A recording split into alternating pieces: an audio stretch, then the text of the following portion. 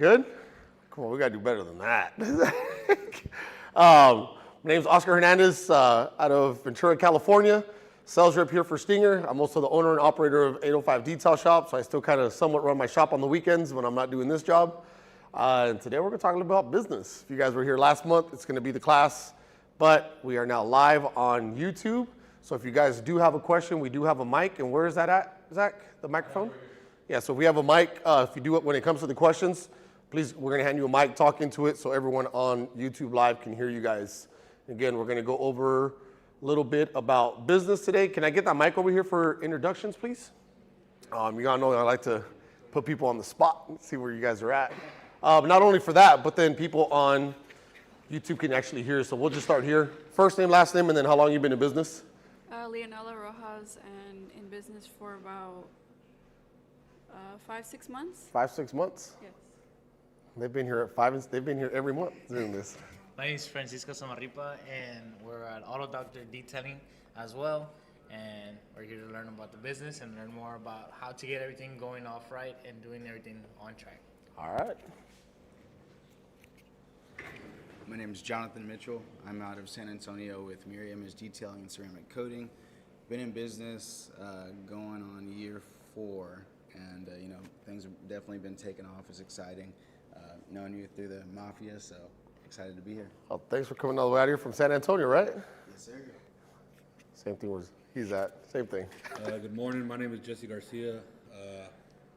Not in business yet, but I'm trying to create my own business, trying to learn more about the business.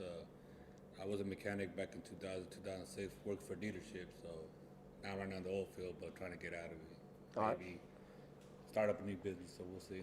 Hey, perfect time for you to come in because that's what we're literally starting. It's Business 101 right now today. Amos DeVoge with Clean Whips Detailing. I've been doing it for about 2 years, and I've come here a lot. So. Come here a lot. Yeah. It's one thing I do want to note out for not just you guys. When we're doing introductions and we don't have a microphone, people actually can hear you. And then when we give them a mic, they're like all talking slow, like just. I like that. I noticed that because I was like, who are we again? And so again, yeah. So today we're going to be going over business, business 101. So for you, it's going to be a little bit good to kind of see of where we're starting because we're literally starting from scratch. How do you even start it? On the administrative side. These three they were here last month, so they kind of heard it. Been in for 4 years. He's kind of had a little bit more training as well, which I'd like for him to share his story on the trainings that he's done. But we're going to go over all of that information today. So one thing here, we do have 2 other trainers in the back. We got Zach and Connor, who are also be teaching this afternoon, right? So hopefully you guys can stay in. Same thing for you two. Please stay on the stream because we do have another class. One thing that we do here at Stinger that we're very lucky to do, and I'm very fortunate to work for the team, is to be able to bring in not only the business side, but the chemical and the hands-on training with all the trainers that we have here. Yesterday, Bruno gave a great class. So we also do these in Spanish. So again, we're gonna kick right into it before we go. Any questions before we go? I got 2 things for you guys. This month, I have a notes page on there specifically for this class because we are gonna be talking numbers. There's also a pen. So I'm not gonna ask for your prices, but I do want you to use those notes to kind of calculate what we're doing. For you 3, I hope you guys did some homework last month because I'm gonna be asking you guys on where you guys are at with your numbers. We'll talk about you and then you're gonna be able to learn. And then there's also a survey. So the survey, you guys can just put it away towards the end of the class. Once we're done, you guys can fill out that survey, turn it into myself, or put them out in the back. But again, we did put that note sheet in there just for you guys to have the catalogs for you to keep and kind of go through. And then just for clarification, what class do you guys have this afternoon? Detailing by the numbers. So again, keep that notes page because great information. We'll have the pamphlet for that. But without further ado, we're going to go ahead and kick this off and see where we are. All right, so today, this is what we're going to be going over. And again, for you, it's going to be really good because we're going to talk about business license, bank accounts, fictitious business names, business insurance, lease/mobile, chemicals, tools, accessories, training and education, and the last one is marketing. All of this has a cost to it, and it all going to cost, oh, you good over there? So it's all going to have a cost to it, and you need to know your numbers.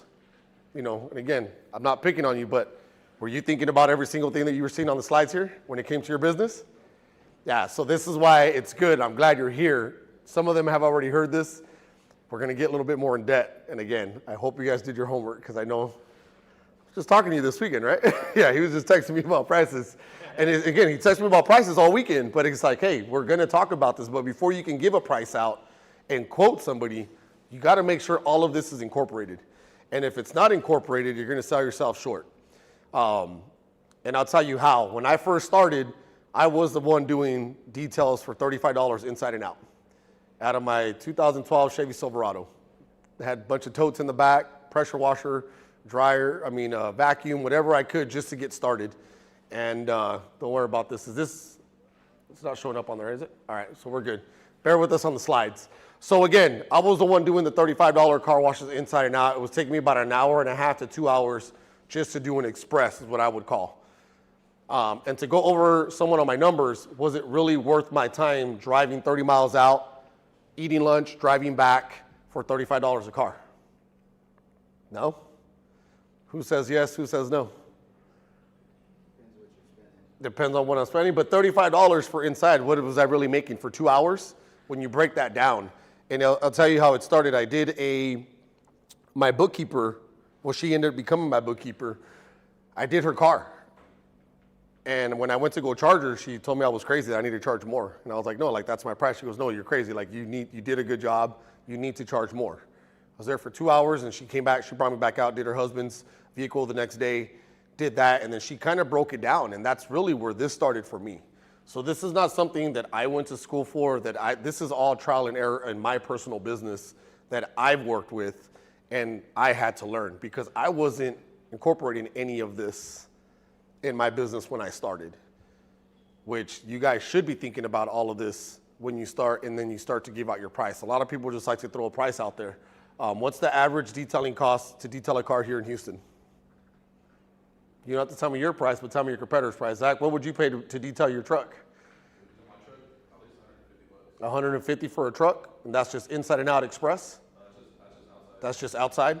All right, so what about out there in San Antonio area? Same? Austin? I would say roughly the same. All right. Out in California, an express detail just for outside wash, not even a clay, just a wash, and essentially just tire dressing and the exterior, you're running about $175 to $200 for something like what Zach has, which is a truck. Smaller vehicles are at $150. If you're talking about wash, clay, and protect, that's with a spray sealant or a wax, you're looking at like $225 and above. So it really just depends on your prices, what you're putting out there. And again, why do I want to put that out there when it comes to this? Let's talk about, the business license. How much does it cost? Did you guys do your research on business license here in Houston? I gave you guys the website last month. No? All right. So who has a business license? You got one in San Antonio? How much does that run? It's a couple $100 for a different license that I ran through another company. So a couple hundred for business license. What's it here for a year? Like we have an LLC. Oh, through the LLC? Okay. So there's difference, and you got to know that. There is, if you're going to go in by yourself, if you're going to do an LLC, if you're going to go into a corporation, it all costs money. Bank accounts. It doesn't cost money to start up a bank account, but essentially it does. In California, I think by law, you got to deposit $200. So that's $200 you got to come out of somewhere to open up that bank account. And I don't mean your personal bank account, I mean a business bank account. For example, I had a detailer over the weekend call me and said, can I write off my business attire for networking? Can I put that on my card? I would agree and say yes, because that's just like buying uniforms. It's like buying the hoodies, right? But if you're going to go network and you got to dress up, where's that money coming from? I pull that from my business bank account and not my personal. And the reason I like to have two separate accounts is so that I'm not mixing money. I can see all my transactions coming in from QuickBooks, and it's all going to match my Square for my bank account. I don't got to go there and be like, this was a personal expense, this was a business expense. I came to Houston and I bought me some shoes, and I'm pulling out of that. So I got two different cards for my personal and my business. And then within my business, I also have my savings, which at the end of the month, I start pushing whatever's left over the business into the savings account. All right, fictitious business name. Did we look that up here? I know it happens, but again, you got to file for that too. And these three things all happen, at least in my experience, it all happened in the same building in the county of Ventura. Okay, so I went in there, got a business license, bank account was there, and the fictitious name, it was all filed in the same day. And it kind of all happened simultaneously for myself. And then we go into the insurance. Insurance is really big right now. California is, we are hurting for insurance. It's going up a lot. If you guys not tracking, how you doing, Kate? There's a lot of things going on right now with these wildfires, and everyone's just, the insurance is going up. I just got told yesterday my insurance went up for $50 in my shop. But then again, as of last night, around 11 p.m. our time, there was a fire half a mile from my shop.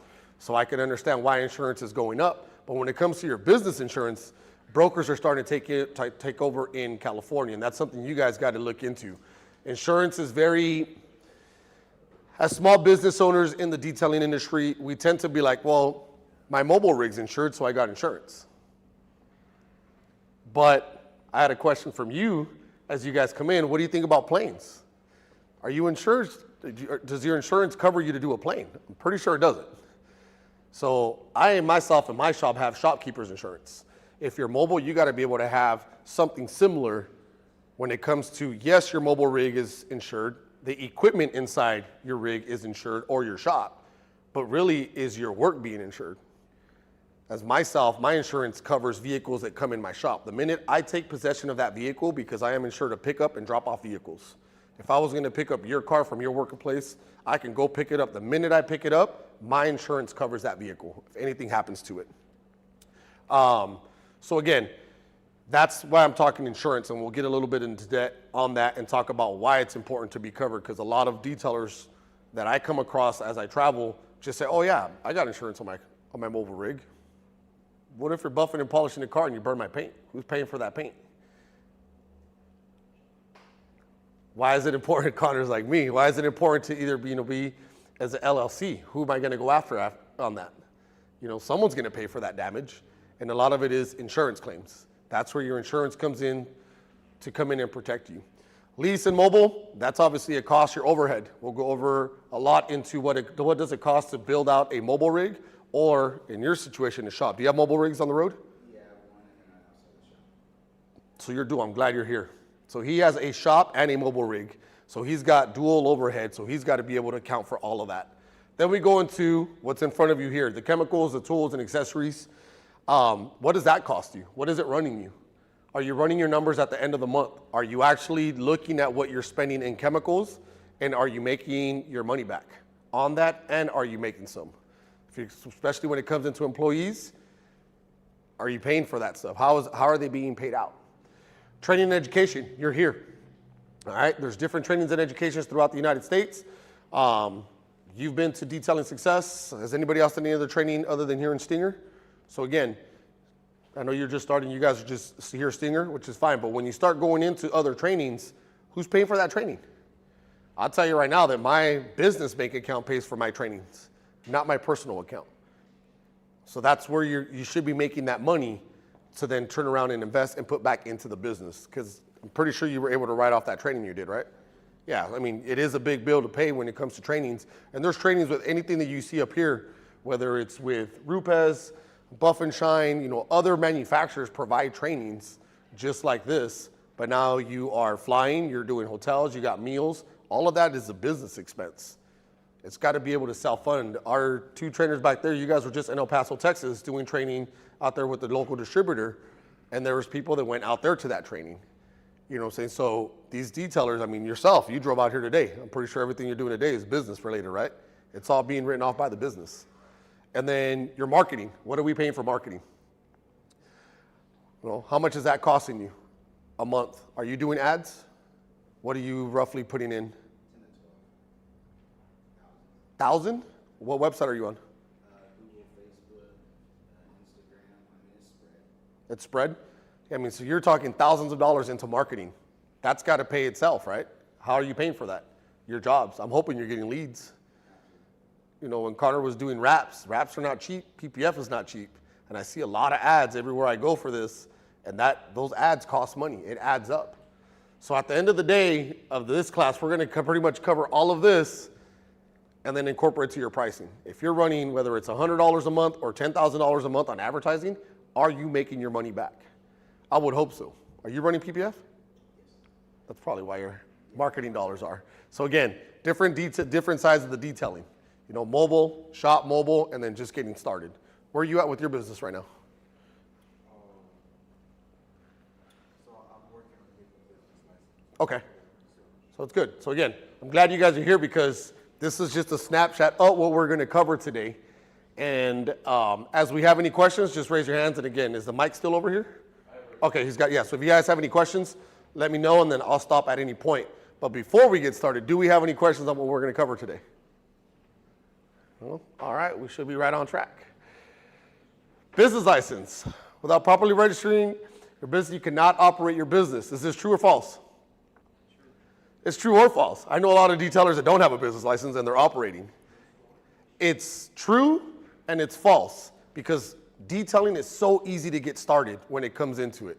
And again, I'm going to tell you a lot of my personal stories of how I got started and why I got started and how easy it was for me. All right, I originally started with another detailer out of Santa Maria, California, also a Marine veteran.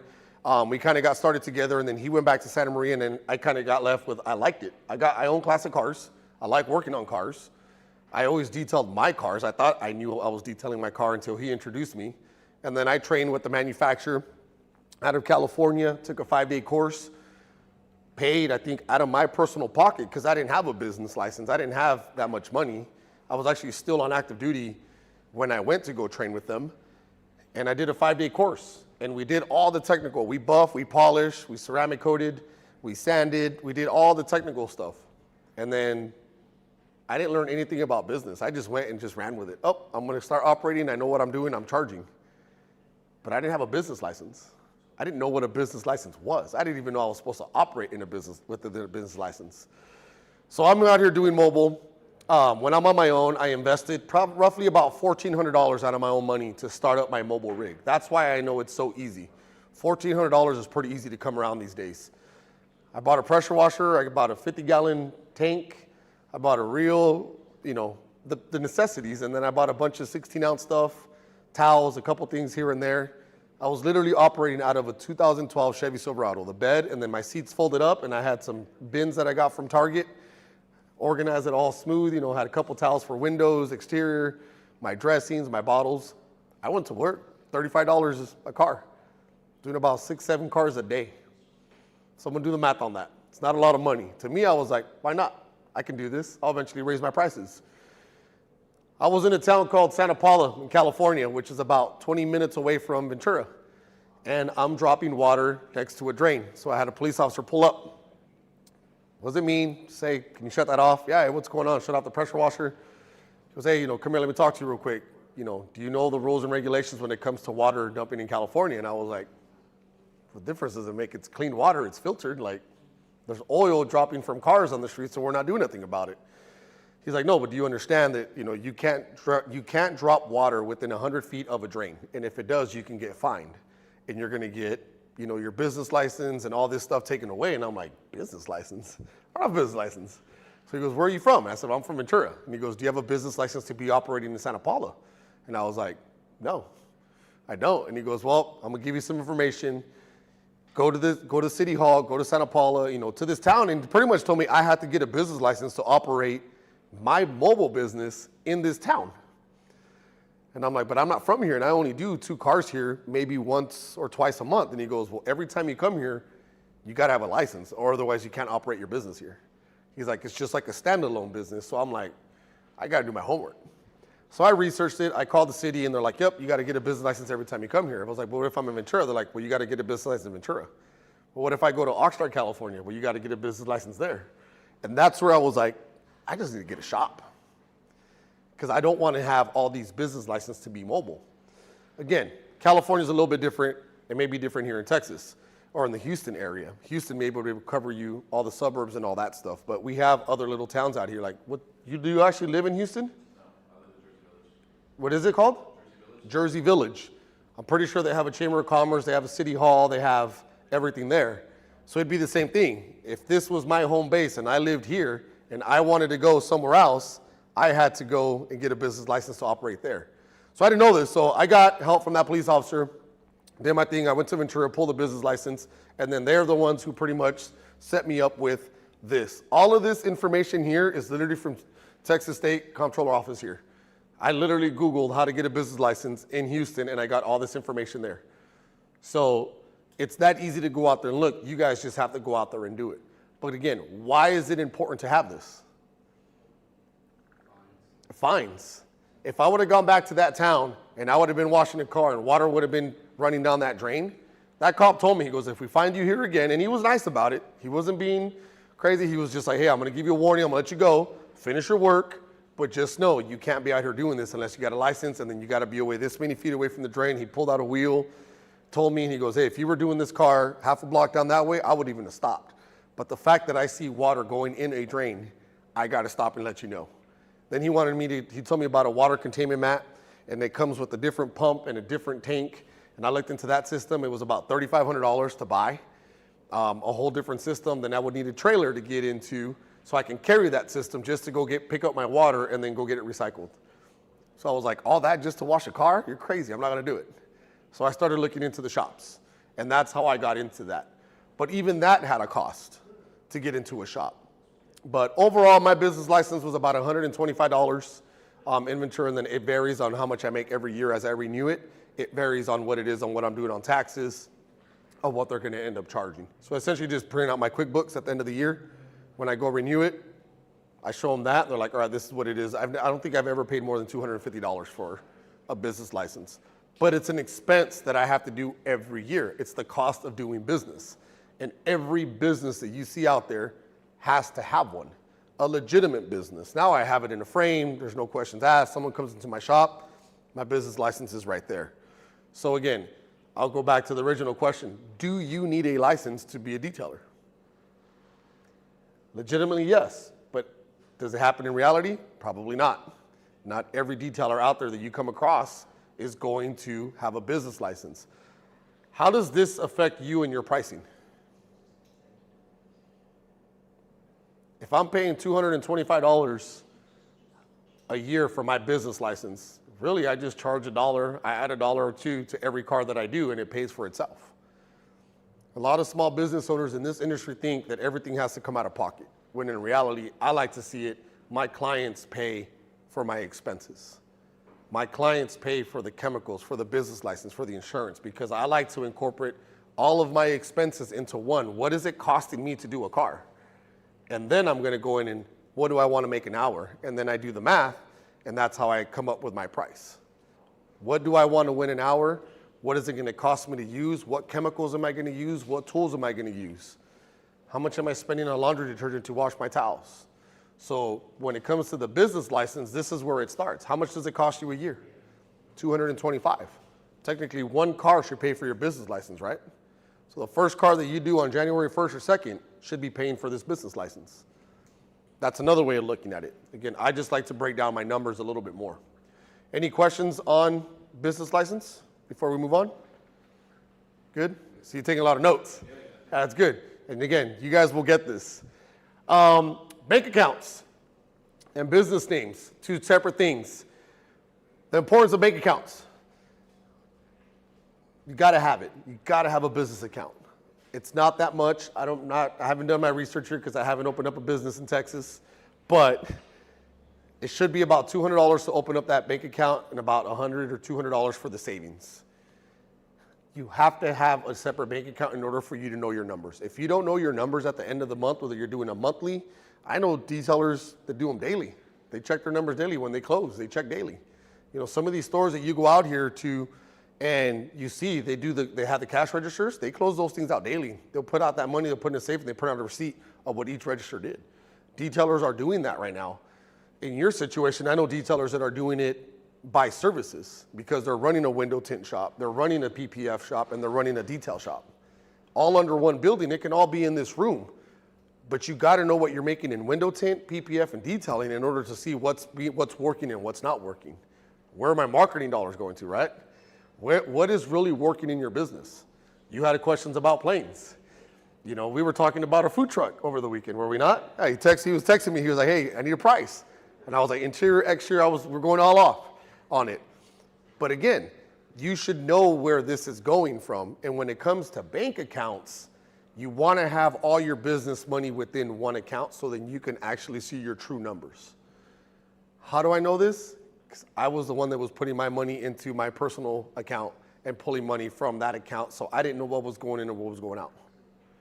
So again, it's very important that you do keep your bank account separate and that you do have it. And at first, you're not, because when I first went to that training and I invested, I think it was like $1,500 for a 5-day training at the time, that came out of my personal account. My whole setup came out of my personal account because I wasn't working yet. I had just started, but eventually I wanted to make that money back. I had to make that money back. But at 35, you got a calculator up? At $1,500 divided by 35. 42, I had to do pretty much 43 cars at that time to pay for just my training. Now, $2,200, that's about $2,200 what I spent on all my gear. So I'm looking at maybe, just say $4,000 is what I invested originally to get into detailing with my training. How long was it gonna take for me just to break even? Not only, but in 40, I can't do 48 cars in a month. I mean, I probably could in a month. Just say it took me a month, I'm breaking even. But I still had to pay my mortgage. I still had to eat. I still had to put gas. So in reality, it was going to take me longer to do all that. For me to have my own bank account, it was easier for me to just actually see my numbers. What's coming in and what's going out. When you're buying things for your business, when you're going to the store across the street and you're buying chemicals, you're buying a polisher, you're buying pads, you're buying towels, that should be coming from your business account.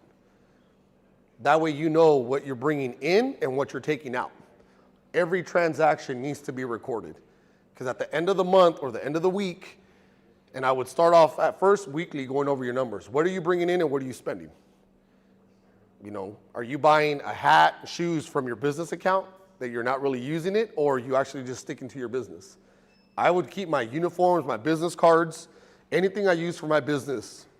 If it was cold, I had beanies made, I had hats made, anything that said 805 Detail Shop, I pulled out of my business account when that grew that account. I didn't want to pull it from my personal because when you come to doing taxes, and I hope you guys are all doing taxes, which I'm not going to get into taxes. I'm pretty sure Connor's a lot smarter on me than this. That can, when it comes to your business taxes, these accounts come in handy because then everything is very transparent. But again, I can't beat a dead horse enough. Every transaction that you're doing for your business should be coming from your business account. Now, when you first get started, it's going to be a little bit hard. You got to make that initial investment to get it started. You got to start doing some vehicles. So in the beginning, it's not going to happen unless you walk into a chunk of change, you win $5,000, you put it in an account, and that's what you started off with. Great, but initially, you got to get it going. Once you start going, like you guys are real established right now, from what I can see on social media, you guys are doing great. You guys should already be at a point where you have that bank account to where you're buying these nice hoodies and you're putting your name on it. It should be coming from that account because that goes into taxes. And again, that's just a class. We'll probably bring in a tax expert at one point and to kind of go over tax on business related taxes. And then we're going to go into the business name, fictitious names. I got Stingers and my logo up there. You got to file for this. No one out there can go out there in the United States, I would say here, and open up a Stinger Chemicals right now. It's just not going to happen. Those names are protected, and it costs money to protect those names. We talked about this a little bit last month where, auto spas. You see a lot of auto spas. What's another name we see out there a lot? Just in our group we have a couple. Eclipse Auto Detailing, I see a lot of that. Showroom Auto Detailing, there's a couple of those out there. Revive Auto Detailing out of El Paso, Texas, and New Hampshire. What's that? 5-Star Auto Detailing. Showroom, showroom detailing, showroom auto spa. Dude, just the other day, a guy, literally 805 Detailing, followed me on Instagram. But he didn't spell it out. It's just the numbers, 805 and then detailing. And I looked him up and he's somewhere like in Idaho detailing, but he named his and he followed me and I'm like, why would you follow the guy that you just stole his name from? And I'll give a perfect example. Mine, the way that I did it was a little bit, I spelled it out. And yes, in California, we're big on area codes. That is my area code.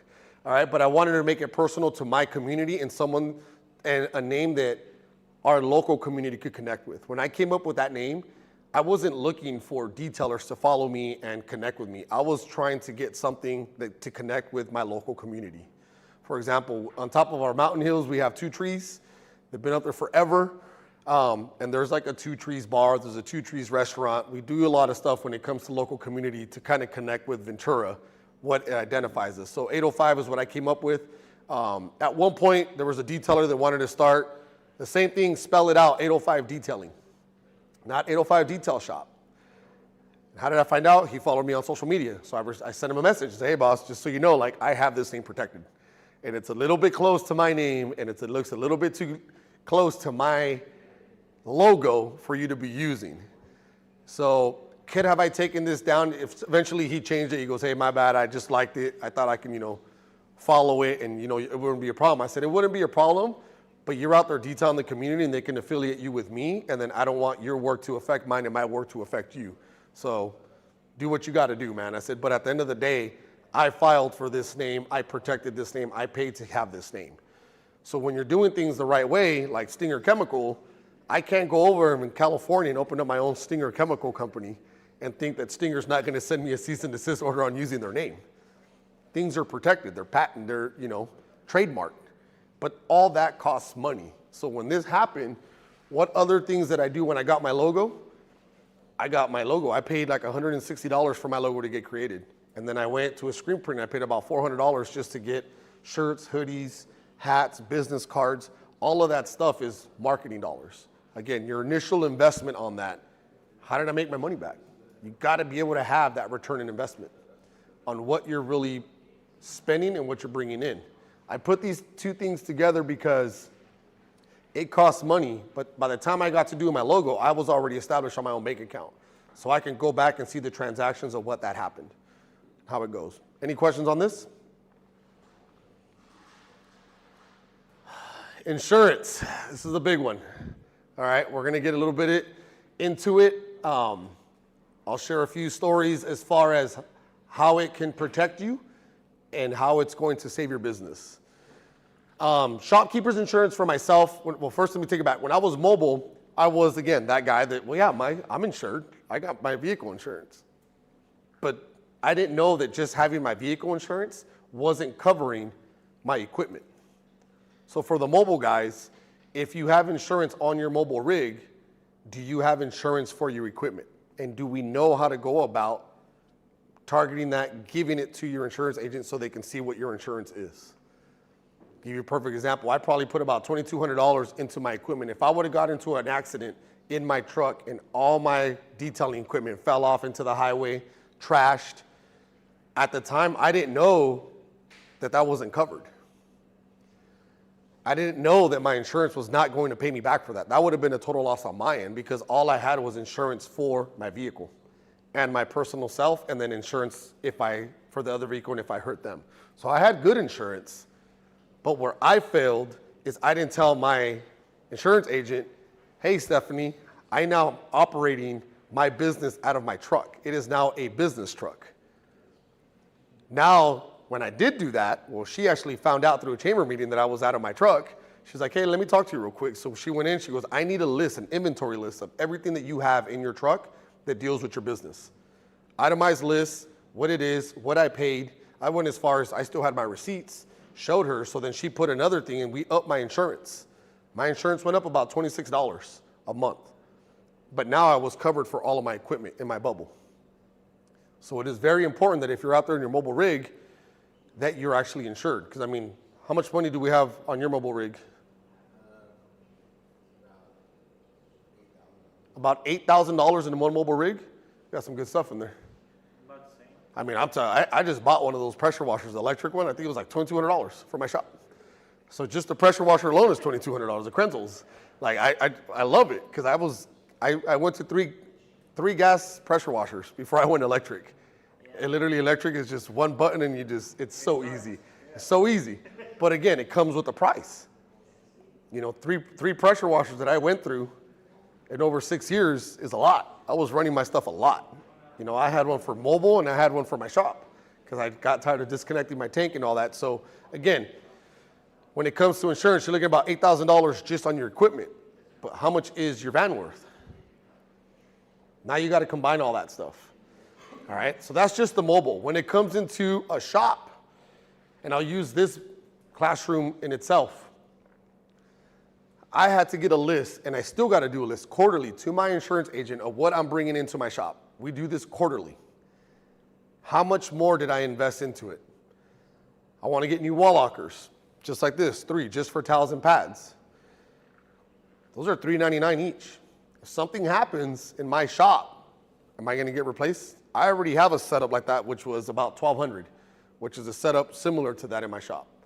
When I came on with Stinger, I went out, I bought some other stuff, so I have all my chemicals out there on the shop. You know, the water tank, pressure washers. I just got one of those vacuums they had at D-Town Success. I think it was like $500 for a vacuum. It's nice, it hangs on the wall. Yeah, the Vacuumates. It's got a 30-foot extension, so I never got to move my vacuum again. I don't got to deal with that. You know, the reel itself was like $250. Everything costs money. So as I'm going in every 3 months, what I'm bringing in, I have to put that on my insurance. When I came on board, Dan sent me a bunch of product. That invoice alone, I literally scanned it, sent it over. Now I have all this much of chemicals. The reason that's important, and again, goes back into story time. When I had my first shop in Ventura, I was located industrial area next to body shops. There was a wood shop next door. I was there for about almost 3 years. One afternoon, it was during COVID, I pushed out a car around 11. I went out to get lunch.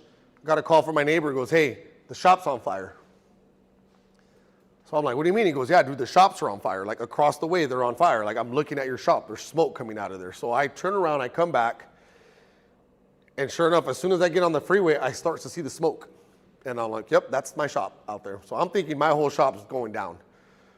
What happened is my shop, the shop next door, the wood shop, they had an electrical fire. They had a lot of electrical, wood cutting. What's in a wood shop? A lot of lacquer. So it went up in flames quick. The wall that I shared between my neighbor, the top right where that fire started, it all came down. So that wall was burning. What caused it, all the smoke came into my shop. My bay door, it was so hot in there that the bay door started expanding.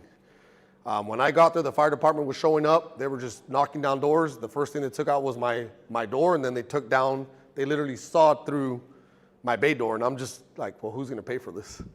And they're just putting this fire out. There's water. Luckily, I didn't have a customer's car in there, but I did have my 49 Chevy truck in there that I was like, I just need to pull that out. That's my baby. That's my classic.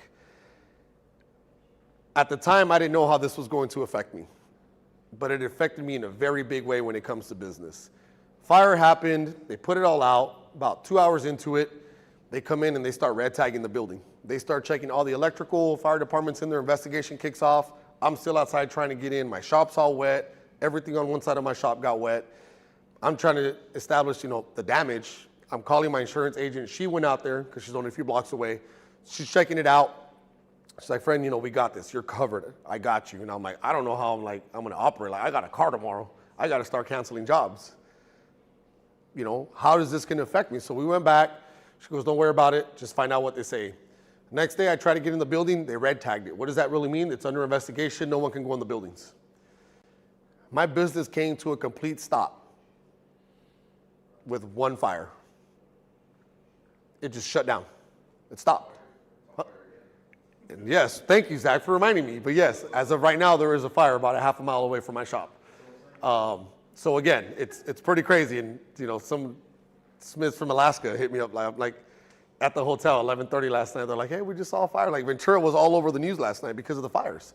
So it is scary. Dan this morning is like, hey, do you need to go back? It's like, what am I going to do? Like, can't go nowhere in. They're evacuated in that area. But fires do happen. Accidents happen. This wasn't a wildfire. This was an electrical fire that happened in a shop right next door to me that affected my business, not only mine, but 7 other bays in that building because I had an electrical box in my shop and I seen it every day. I covered it up with this nice little poster because I didn't want to look at it, but I didn't know that the electrical system in that building was not done right. So when the fire department went in there, they broke that box, they pulled it out, they started checking stuff, there was wires going everywhere. It was just a mess. So the fire department closed it, the city closed it. When I tried to get in there, they're like, nope, you got to wait for an inspector, there's an investigation, you can't plug anything in. Whoever did the wire in there is faulty wiring. Well, how's that, that's not my fault. I got a business to run. They didn't care, I couldn't get in. I was out of business, out of my shop, literally for about 30 to 40 days. I couldn't get into that shop to the point where I had to go to the leasing office like, well, I'm not paying rent. Like, It ended up coming back. There was faulty wiring, and that's what caused the fire. Because the voltage or the machines that were being plugged in the machine shop was too much for what was being plugged in the wall, but we didn't know what was behind that wall. They just didn't use the right wire. It got hot enough, it sparked, it lit up.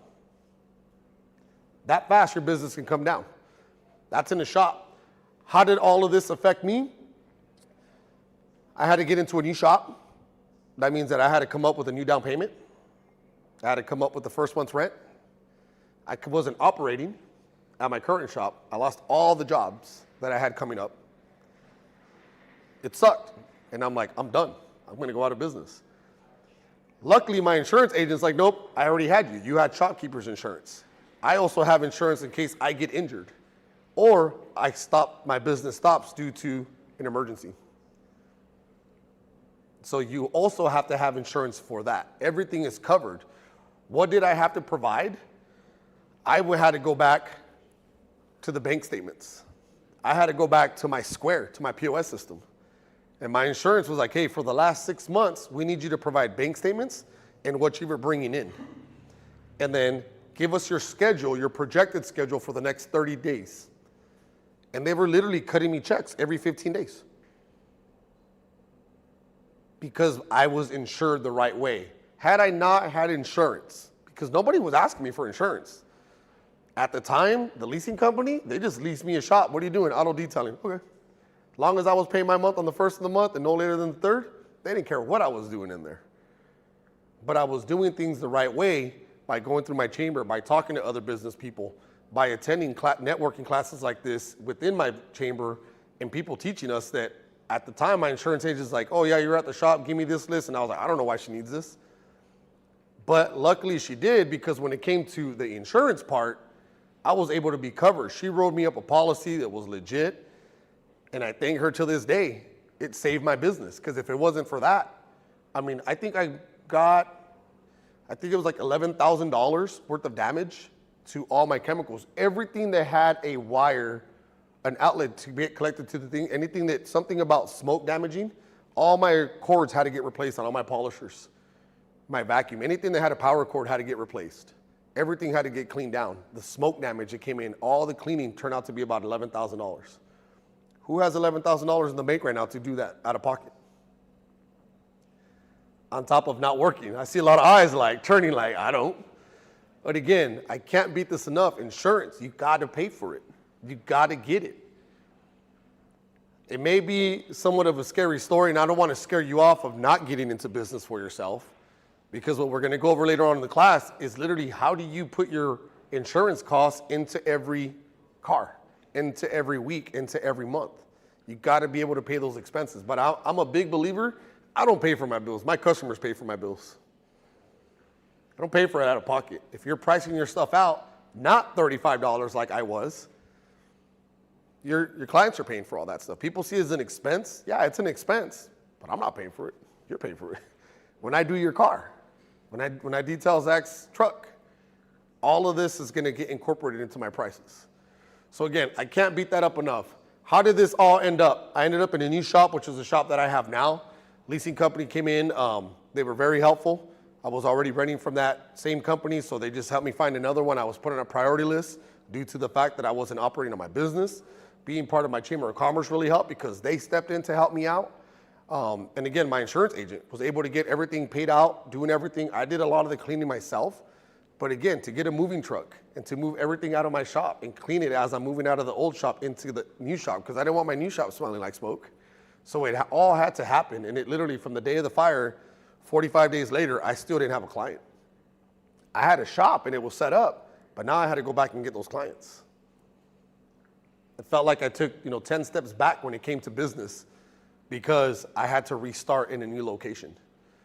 So it is very important when it comes into the shopkeeper's insurance. Look into that. That's what it's called. Every state's different. I'm sure you have insurance of what you're dealing with, especially dealing with PPF. Are you doing window tint? Yes. Yeah, tint, PPF, all that's, even when you're running buffers and polishers on cars, get insurance, guys. It's not worth burning paint because you can do a claim. They will pay. Will your insurance go up? Yes. There was something that I learned recently in California. when it comes to insurance, a lot of people think, again, when you do have shopkeeper's insurance, if your employee does something to the car and it's a technical issue, your insurance will not pay that out. They're gonna wanna know if the polisher, something's wrong with the polisher and that caused you to burn the paint. They're gonna wanna know what chemicals you're doing. Was it the chemical that caused you to burn paint? But if it's a technical issue, meaning Oscar did not know what he was doing with the rotary and he put it on a single stage and burned that paint, and they come to determine that it had nothing to do with the polish or the pad or the compound, but it was a technical issue, they will not cover you. Who's paying for that car? Right now in my shop, I'll tell you who is. My business bank account. That's why I put money in savings. That's why it's important to have that money backed up and to save it in case for a rainy day, you know, a wildfire and you're shut down. Because right now in my area, that whole that whole side of town is evacuated. If I had a car today, I couldn't work there. I just couldn't. They got evacuated around 4 in the morning. No one can go into that area right now. What does that really do to business? You gotta have a backup, guys. You have to. Can't stress that enough. Let's go into the mobile rigs. Again, touching up to it. You got mobile? Out of your personal truck, or do you got a separate? Separate? So you got 2 different insurance. You got your personal vehicle and then you have that one, right? Are you covered? And you have to answer this. But again, ask yourself, am I covered for everything that's in there? Are you covered for all your gear? You think I am? Again, I'm glad you guys are here because we're gonna get the wheels turning on, am I covered for that? That costs like $45. If you lose that, are you covered for it? You know what I'm saying? Everything has a price to it. You're buying this stuff, you're investing in this, you're putting money into it, make sure you're covered. And the number one thing I do not like to hear, and the last time I was in Miami with Zach, I had a detailer tell me, it's just too expensive. I don't want to pay that. I had a detailer tell me that. I was like, is it worth losing everything? I'd rather pay an extra $26 a month to cover all my equipment than for someone to rear end me, not even my fault, or someone steal your stuff and you not be covered for it. If someone comes into your mobile rig and steals something and you have insurance and you get a police report and you give the police of everything that was in there and you got evidence that it was there, and this time around, it's so easy to, I mean, you can look at someone's, I could tell you what you have in yours by Instagram. Yeah. It's there. We do videos. We got pictures of this stuff. I like to take pictures of the shop once in a while. On Saturday, I was organizing my stuff, did a video of how everything looked. Why? Because you never know when you're gonna need that. But if someone steals your stuff from your mobile rig and you don't have insurance, it's a total loss. You gotta rebuild that on your own. If you have insurance, you can get it back. So it's worth it to get insurance. Leases, mortgages, or any questions on insurance part right now? No? All right. Leases and mortgages, when it comes into renting or buying a building. You rent, you lease, or own? Lease. My rent, about $1,600 in California for 1,000 square foot. Smaller than, my shop's about this size, right, Zach? Long-wise, a little bit narrow. Yeah. That's a little bit smaller. I can fit 3 cars in there. Tight, 2 comfortable. I'm by myself, so there's always just one. I'm never gonna have, unless I'm doing a coating on a Saturday and then I have something on Sunday, I'll let that cure, I'll put it in the back of the shop and I can work on another one comfortable. Yeah, I have one of my classics in there and then I could bring in 2 other cars. But again, that is overhead. How am I getting $1,600 a month? Am I taking a total loss every month? Am I pulling it from my paycheck from Stinger?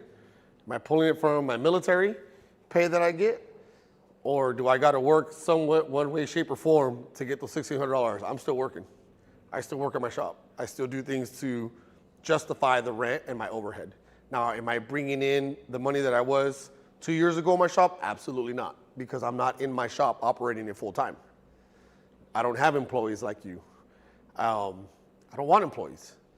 I could still work part-time in my shop, make that money, still be able to put money in the savings. But then again, because I'm not working in my shop, it's already set up like this, I'm also not spending money on a lot of chemicals. I'm not spending money on a lot of tools because I'm not using them. You know, Saturday we buffed out a car, myself and actually one of our distributors out there. You know, between me and him, I was just showing him how to do things. And, you know, half a day, made some money. On Friday night, removed some decals from a truck, made some money. So I'm able to work it. You know, I have a fleet account that I'm doing next weekend wash trucks. That account alone pays for the rent. So again, how are we justifying our lease and mortgages? You got to do it. Question? No. Say it. No question. No question. It's like, damn, like the fleet, like how you said. Fleets is good money. Ladies and gentlemen, fleets are, a lot of people in the detailing industry get caught up. They want to do the shiny, the exotic cars. It's just not for me. I don't. I am a certified car washer when it comes to a Saturday or Sunday when I go to that nonprofit and I wash 36 trucks. But I'm talking about washing. I rinse, I soap, I scrub, air dry, put it away. Then when I'm done with the 6 big trucks, little cousin comes in, he starts doing windows because I hate doing windows. And then he just follows me on windows. That's all he does is windows. And he makes $200 for the day on windows, inside and out. And we have a system, and it works, and it makes money. Fleets is where it's at. If you can find yourself a fleet account, do it. Later on this year, I'll put a class together on how to find accounts when it comes to fleets. You've seen a little bit on our forum, where every time I drive, if I see a car that's marked, kind of like does your band have decals on it? Yeah. Yours, decals, no decals? But we've driven around town and see some cars that have decals, right? Like, name some. Amazon, UPS, those are trucks, right? Who's washing them? I mean, he can even go like smaller. He don't even think big like that. He can even go to like small trucks who delivery trucks. Yeah. So I had a little fleet of 6 Nissan Sentras that was for easy home cleaning in Ventura, California. They clean houses, but they had 6 vehicles that she wanted bi-weekly washed. $100 per car to wash. Blow them out, come in, quick vacuum, wipe down, close the doors, foam it, wash it, rinse it, dry it. Little cousin comes in and does windows because I don't like windows. That's it. It literally would take us no more than 15 minutes per car, and I was making $100 per car. $600 on a Saturday morning, and we're done before 10 a.m. Give him 200, keep 4. I don't care. 400 in 3 hours is good for me. You see what I'm saying? Find the fleets. They didn't want the details. They didn't want it all shiny. They didn't want scratches removed. They wanted presentable cars to be driving around town. That's it. Find them. What's that? Produce trucks, yeah. This morning I saw the Berryman coming in from Ventura, or not this morning, yesterday morning as I was going to LA. Like 4:30 in the morning I took off. There was Berryman trucks that were going in. Berryman is a local produce company that works with food banks. There was like 6 trucks convoying to LA, and I know what they were doing. They were going to go deliver food to the firefighters and to everybody who got evacuated. And I'm looking at them and I was like, man, I wish I could do that fleet. If I really wanted to get into, I know the right people that can get me in front of the owner and talk to him, be like, hey man, I see you guys are delivering a lot of food. How can I do to assist you? You're delivering food, you want to be in clean trucks, right? Nobody wants to get food from a dirty truck. You're in. But that's another class, all right? So back into the lease and mortgage. Any questions on this as far as what to charge? Don't worry, we're getting to the fun part when it comes to your guys' numbers. Chemicals, tools, and accessories also has a cost. Who shops across the street with Bruno? I should all be raising your hand. We're going to send you home with a lot of stuff. I hope you're about to. He's kind of far, so I don't Yeah, but he's here today, so we can do some shopping today, all right? Trying to get. Yeah, so, your chemicals. What are you spending on them? To get started, it gets pretty expensive to get started when it comes to chemicals, especially, I'll say especially. Don't be the one that falls into the social media trend and because he has it, I got to have it. You guys are here in Houston. Support what's here. We have a whole store across the street that sells all these chemicals that actually, believe it or not, they work, guys. These chemicals work. They've been around for a long time, and they're here in your backyard. They have everything and anything that you need, but everything that you see has a price to it. Things can get expensive. Iron remover can get expensive. Compounds are expensive. Your soaps, not so much. Be careful on what you're buying. And then buy what you're going to use and what works in your environment. You guys have heard me say this a lot. What works in your environment? What works here in Texas? In December, I love it here. July, not so much in this humidity. Oscar and humidity don't do good. And Zach's back there laughing because he knows it. Oscar and humidity do not work well together. But again, the chemicals. He's also in the climate that's 75 and 60 year round, okay? So that's why he doesn't like the humidity, all right? Yeah, I come from a place where it's literally, I mean, I've taken him to my hometown and it's lovely there. You know, like this morning it wasn't cold. I was like, should I bring a jacket? And I walk out, I was like, oh, it's just like California. I'm used to 55 to 70. 55 in the morning, 70 during lunch, and then it goes back down. Like it, right? But the chemicals, use what you have. Am I saying go in and buy a gallon of every single thing that you need? Absolutely not. You don't need it, okay? You don't need it. Buy what you're gonna use. When you're starting off, buy the essentials, buy the basics. What is it going to take you to wash a car? And the great thing is, Dan, my boss back there, created this thing called Detailing by the Numbers, and there's a pamphlet that has all the recommended chemicals. So we already did those. As a matter of fact, it's right in front of you. If you look at that, it has all the recommended chemicals that you need to detail a vehicle. Start off with that. Start off with the basics, and then get into everything. You don't need to buy a gallon of compound, of every compound, of every wax, of every sealant, every coating on the market. You don't need that. Buy it as you go. Build that up. Same thing with tools. Big thing with tools. New Tornador comes out, everybody wants to buy the new Tornador. What's wrong with the old one? You know, you guys heard me say I went to 3 pressure washers. I didn't just buy 3 to have 3. No, I went one, I blew one up. Doesn't do maintenance on it. Cost me. Fixed it once, second time, couldn't fix it. Had to get another one. Same thing with that one. Eventually things break. The wear and tear of these tools break, but you're not buying until it's finally went electric. That one's been working great. Love it. Right? So again, buy what works for you and what you need it. If you're not buffing and polishing cars, don't go out buying a brand new polisher and it's just going to sit there. It's going to be paperweight. Buy things that you're going to make money off of. When you start getting into buffing and polishing, go in there and invest in a polisher. See if it works for you. Get into the pads, get into the compounds and see what's working. All right? Same thing with accessories. That comes to what you guys see up here on the walls. The brushes, the lights, the towels. You know, you don't need to have 10 Scan Grit lights. Does it look cool in your rig? Absolutely looks cool. Do you need it? No. Buy 1, buy 2, then kind of go into it. Once you start building out your stuff and you start bringing in money, that's when you start investing back into the business. Any questions on that? All right, training and education. This also comes with the price. You guys heard me say my first training, I think it was $1,500. The second training was about $4,500. That's not including the window tint training that I took and other small trainings here and there that I did. So training does come with the cost. Here, you guys are very lucky that we are in your backyard and you guys can drive in and get these trainings. And now that we're on YouTube Live, you guys can always go back and rewatch the trainings so then you guys can learn. But there is some pretty intense trainings out there. Like my brother did here go out to, he went out to Detail Success. You know, Rupes has trainings in their training center in Colorado.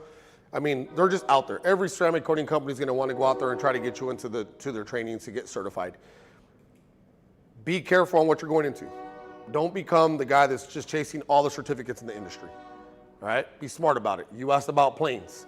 I could literally send you to 2 different plane trainings, but they're going to cost you about $22 to $32, maybe $3,500 to get certified to detail planes. How are you going to justify that training? How many planes are you really doing? Did you know that planes requires special insurance? Yes. So not only are you going to pay for the training to do planes, but do you even have planes lined up? Are you going to go pay all that money, get your insurance to do 1 plane and never do a plane again? 3 planes? If they're there. All right? Detailing planes comes with a cost. I'm next to 2 small airports, Santa Paula and Camarillo. I got clients that got planes. They have their own little planes. And they want me to come on the flight line and do their planes. Absolutely not. I don't want the insurance. I don't want the responsibility. It's just not worth it because I'm going to be getting all that information, all that training to do 2 planes maybe once a year. Unless I'm detailing planes and that's what my business is tailored to, which is to detail planes, I'm not going to do it. If I'm just going to get one, I'd rather refer it out. I know someone that details planes in my community. Hey, boss. Hey, John, I got you a job. Where at? Airport, call so-and-so, this and that. Cool, you want to come and help me? Yeah, I'll go help you. Let him take it, because he'll kick me down. Because guess what? When he comes up with a job that, like, he only does planes, he doesn't do cars. He does planes and RVs. But when someone comes across, hey man, I got a Porsche that I want to get ceramic coated. Hey, call 805 Detail Shop. I throw him bills, he throws me bills. That's the way I see it. Refer the stuff out. You don't have to do everything. One thing I love that I've learned here at Detailing Success with Rennie is be good at one thing. Be an expert at one thing and then move on to the next. Don't try to do it all. You know who tried to do that? This guy right here. You too? I went into detailing, then I was like, damn, I want to do window tint. Damn, I want to do PPF. And then as soon as I paid for my window tint, this little thing, COVID happened, and everything shut down. And they're like, well, we'll hold your money. I'm like, nah, you can get my money back. You know, and then I did an online tint thing, and it just wasn't for me. And then guess what? Is there money in window tinting? Absolutely. I'm like, man, I could charge $600 to do ceramic window tint on a car in less than an hour. $600, I can barely do 2, 3 cars. You guys know my thing, go to the gym by 2, be home by 4, and I'm done for the day. Except that I sucked at window tinting. Window tint was not my passion. Even though I went and I paid for the training, and I spent $2,500 on window tint and a free plotter, and I got all this stuff. That's not including the toolbox and the tools and the belt and everything. It was an investment. And then I found out after all that shit is done, I did all this training, spent all that money, window tinting wasn't my passion. You gotta have that passion. But you know what I was thinking? I'm just gonna make money. That's easy money, I got this. I didn't know what I was doing. You know, a lot of people think you go to this training, you get the certificates, master this, master that. You're not a master these, you're not a master tinner. It takes time to master something. You gotta master it first. You gotta do it, and it takes time, hours, days, weeks, years to master something. And when I got into window tinting, I thought I was it. I was like, hey, I'm gonna do window tint, and then I'm gonna give up detailing or source out detailing and just do window tint. Tinting wasn't my passion. I sucked at it from the start. I couldn't get it. During COVID, there was nobody willing to come out and help. I was calling people, but you can learn so much from phones. You know, I was trying to go to people's shops. They're like, well, because of COVID, you can't be in here. And all this crazy stuff in California was going on at the time. And I just sucked at window tint. And I had to face reality. So what did I do? I tinted so many cars on the lower end, family, friends, just to make my money back and some. And to this day, I got about 12 rolls of window tint in my shop. I just sold my plotter recently to somebody else. They came, they picked it up. Window tint, I tell people, hey, buy it, come in. There's a window tinter that I bring in now that just tints out of my shop. Again, I source it out. If I book the job, I get a percentage. If he books it, he pays me for my shop. Like he'll come in there and just pay me for the day, but he'll do 2 or 3 cars. I source out my shop and source out window tinting. I don't need to be the expert in everything. I could just source it out. I found an expert that does it. Now I just refer him out. Someone calls me, they want window tint. Yeah, check this out. I'll just send them a message. Hey, what's your availability next week? I'm gonna be at my shop this day and this day. Yep, just have them drop off the car at 8. I'll be there at 9. Have them pick it up at 5. Done. Easy day, right? So again, you don't have to master everything. This industry, we like to do everything because I see him doing PPF, window tint, and detailing. Doesn't mean that I got to go do it. He's got a crew. How big's your crew? I've got 2 salespeople, 3 detailers, 2 PPF installers, 2 window tint. So say that again. You got how many salespeople? 2 salespeople, 3 detailers, 2 PPF, 2 window. So 9 plus him is 10. He's running a big operation.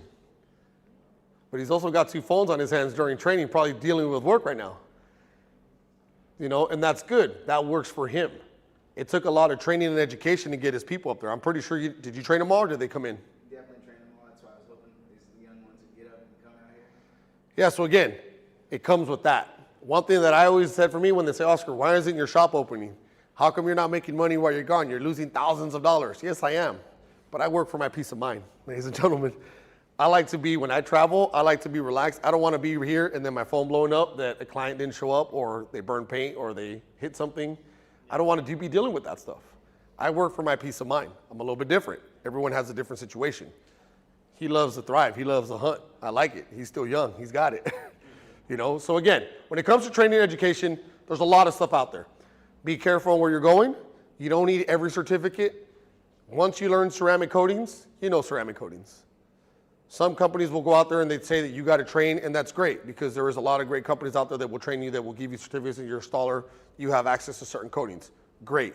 If that's what your passion is and that's what you want to do it. If you want to do planes, there's training for planes. If you want to train for RVs, there's training for RVs. If you want to do boats, there's training for boats. But at the end of the day, it all comes down to detailing, all right, and the craft. You can have every certificate in this industry and not know business. Are you good? I like to say we like well-rounded detailers, not only the business side, but the technical side. You got to be good at it. Because if you're not good on the business side, what good does it do for you to have every certificate? If you're good at detailing planes, but you don't have insurance and you mess up that plane, who's paying for that plane? Someone is. I know I don't want to pay for a plane. I sure don't want to pay for a plane. All right, marketing. How much are we paying on marketing? I know you're paying a couple thousand, but we heard his operation, right? Detailing, PPF, window tint. 9-man crew. That's a lot of money that goes into that. You know, there's a lot of stuff that we are looking at right now. I just heard from Luis back there. People are saying TikTok, a lot of money, people make money off of TikTok, but they're saying TikTok's going away. What are you going to use? I was big on TikTok. I would go in there and put a bunch of videos and just put auto sort, and it would just make me a cool little thing, 30 seconds. I put a song to it, boom, launch it. I was big on TikTok. I haven't posted in TikTok in months. Why? Because I was kind of hearing it's going to go away, whatever, right? But there's different apps out there that you can go and market yourself on social media. Here's the problem with using social media. People think because I made 805 Detail Shop on social media, I own that page. I do right now. Who was around when Facebook went down for like a day and a half and America just like cried? Like we were at our knees because we didn't know what to do because Facebook just went down. At any point, ladies and gentlemen, social media, they can pull that plug. You just lost all your content. You just lost everything that you had on that social media platform. And it's literally happening as we speak with TikTok. I don't follow politics. I don't get involved in that, but I just keep saying it's going to go away. No, it's not. Yes, it is. At the end of the day, I don't want to use a platform that eventually will go away because we're going to lose all that content. I saw a meme on the way out here yesterday. It says, so what are you guys doing past, is it the 19th that we're talking about? They're like, for the people that are making all this money on TikTok, what's your plan after the 19th of January? Where are you going to make your money from? If it goes away, it goes away. So when it comes into marketing, you have, ads, Google ads, you have your website, you have, back in the day, it was Yellow Pages. You know what I'm saying? You have different ways to market. Marketing dollars. What I like to call marketing is also networking. Because if you're not networking, you're not working. I like face-to-face. I like dealing with business owners face-to-face. I like getting involved in the Chamber of Commerce. I was a part of the Rotary Club. I do car shows in my local community. I get involved with nonprofits. I get involved with a lot of business to business. Why? Because that's how I learn. What's happening in your bakery or your tire shop or your body shop, at the end of the day, those 3 businesses that I named, all are dealing with this. This is all what we talked about today is what they're dealing with. They're dealing with the business side of business. Business is business. And when you're out there networking with other business owners, you're working. You're learning from them. What works for them, what doesn't. And that's when you really get to know, does a car wrap work? Is that working? Are you marketing? That's marketing. How much did that wrap cost you? Where are you parking your vehicle so people can see? Some people buy second vehicles or they'll ask somebody else to wrap their car and just to drive around town and just market themselves. That's marketing dollars. When he says you're paying off of leads, are you buying leads? No, I haven't bought them anywhere. I considered maybe doing that. So yeah, so there's different things like people buy leads. Certain companies will be like, we'll come in with us, do our coating or do our PPF, do our window tint, and you get into this lead thing, and anything that comes within 9 miles of you will refer to you. And then they start marketing in your area to see who bites. That takes also time to build, all right? With the company that I work with, Detailing Success with Rennie Dole, we have leads, but we like to call them organic. It's word of mouth. And yeah, we push a lot of stuff on social media, but we're also paying for some sponsored ads and stuff on Google and whatnot. within podcasts, whatever we're doing on our trainings. I'm learning that side of how to get detailers to that training. That's elites, is like that. We got to be able to market. How did you hear about Detailing Success? My own accord. I was out at SEMA, not this past year, but the year before. At- the detailers party. Yeah, so he went to the party that we had, and that's how he learned about it. I mean, word of mouth, networking. He was out there networking at SEMA, heard about this training, went, trained, and it just bettered himself. I'm pretty sure you made your money back.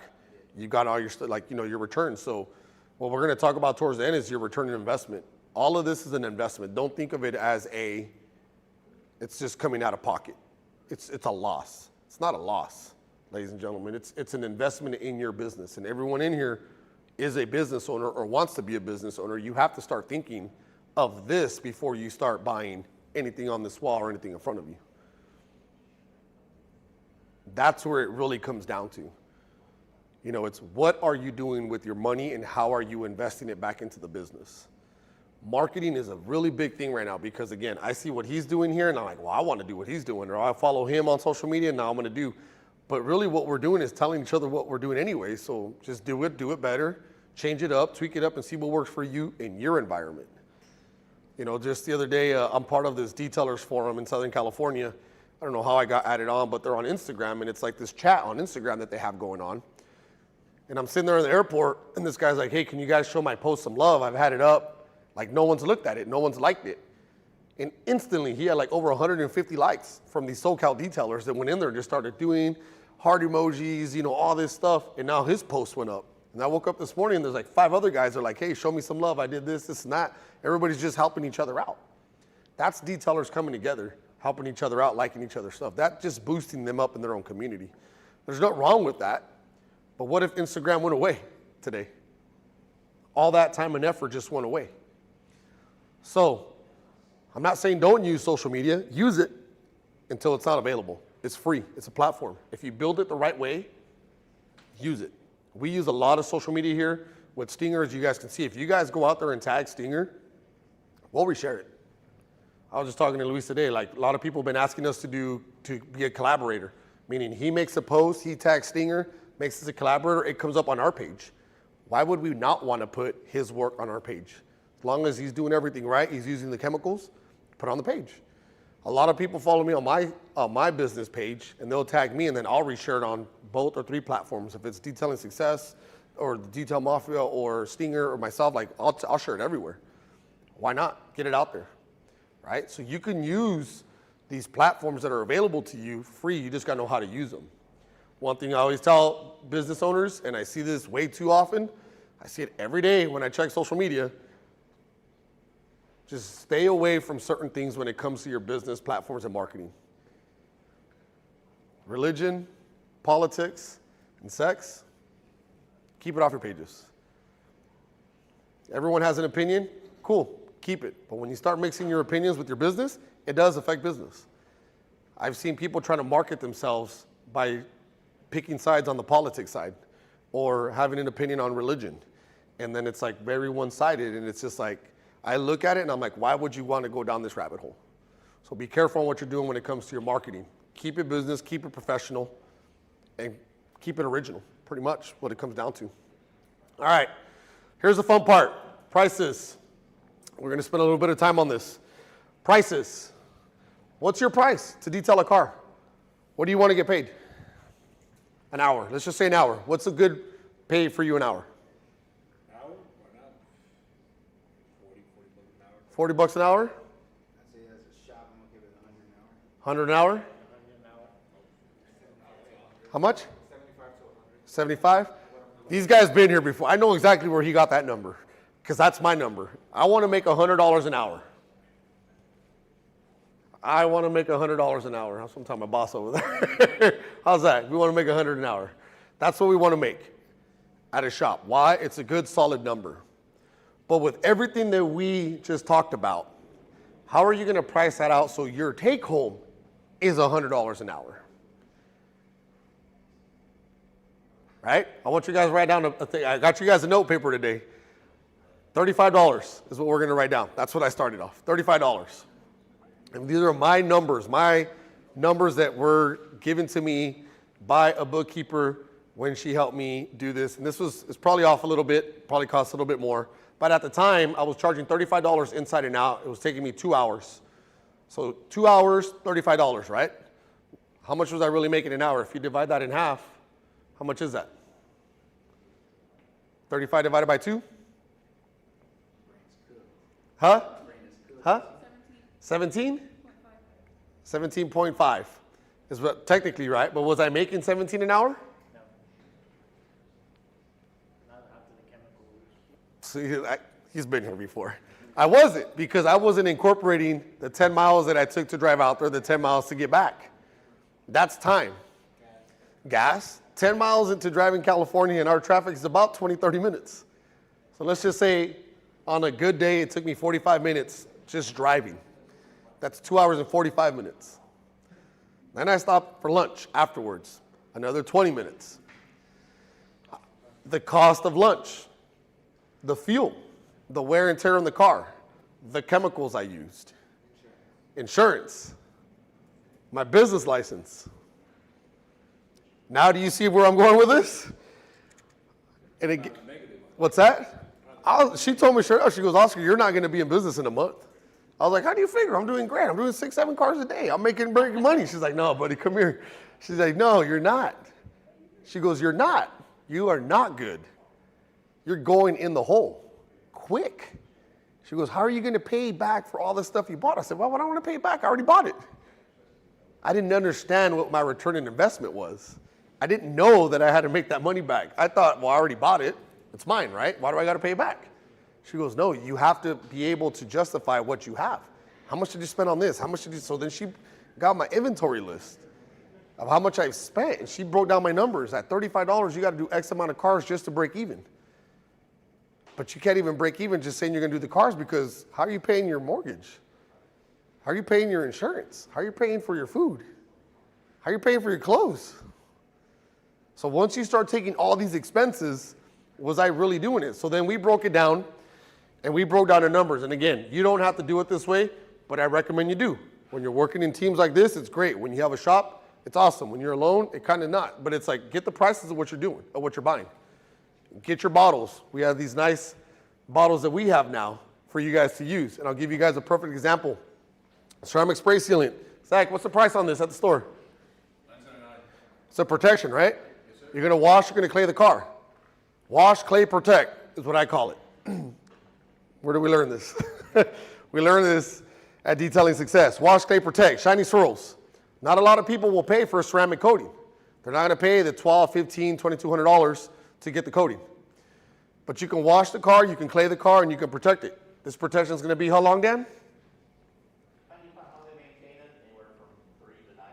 3 to 9 months. I would sell this at a 6-month protection, right?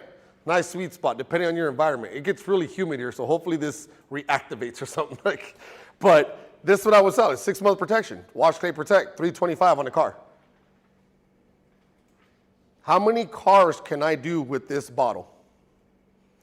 This is how tedious it got with her, and I got kind of irritated because she was like, how many sprays does it take for you to do per panel? How many panels on the car? So I'm thinking, well, I don't know. I looked at the bottle. I was like, oh, I could probably do like 5 or 6 cars. She goes, no, we're going to do a car. And you're going to show me the sprays. And then she broke down 24 ounces, broken down. She broke down the price of what this bottle was per ounce, how many ounces I used per car. So let's say I'm using 3 ounces of this spray on Zach's truck. How many ounces did I really pay for? How much is this, Zach? $19.99 divided by 24? You have a phone right there in your hand, brother.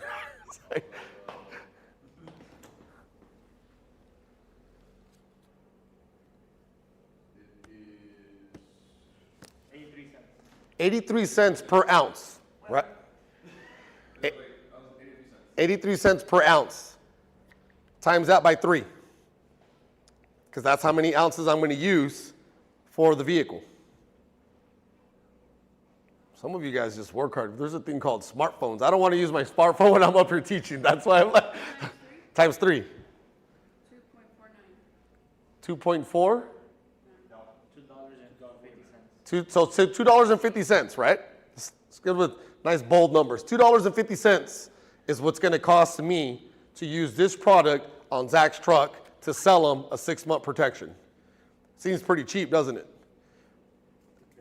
Depend. Because you also got to realize, especially having people like I do, everybody uses it a little bit differently. Some people Correct. overuse. So what he's saying is, depending on what it is, everybody is different. Some, as I like to call, you have a heavy hand on chemicals. You know who has a heavy hand on chemicals and water? Zach. Zach likes to use water when he goes to California. Zach managed to use 25 gallons on one car in California. Zach has a very heavy trigger hand. Must be from Texas. So, I guess let's see, we like to have fun here with each other. So $2.50 to use this, right? So 3 ounces, roughly get about, what, 5, 6 cars with this? But you paid $20. But that's $20 that came out of your bank account. How are you gonna make your money back? That's not including the clay, the soap, the water, the pressure washer, the reel, the pressure washer gun, the pressure washer tip. All of that has a price. So if you wanna make $100 an hour and you're roughly wasting, my price at the time, we rounded up to $12.75 in chemicals. In chemicals, not including tools. Chemicals alone, it was costing me $12.75 in chemicals per car is pretty much what we averaged it out. Exactly doing what we did. We grabbed all the chemicals that we did, how much did I pay it, how much did you use, and how did we add that up? How did we come up with that number? Well, that was $2.50 just on that. That's not including my Bubblicious. That's not including the clay bar that cost $34.99. It's not including the tire shine. It's not including the dressing, interior dressing. That's not including the cleaner. So we got all of these prices and it said, this is what the cost of it is to do a car. The cost of detailing is what we came up with this name. All right, then. The cost of detailing. What does it cost you to detail a car? Not on top of what we talked here, because this has a price, but this should automatically be administrative costs. Add another $20 to your prices. And then your $12.75 for chemicals. Again, $12.75 was my number. But at $12.75 per car and I'm charging $35, how much am I really making?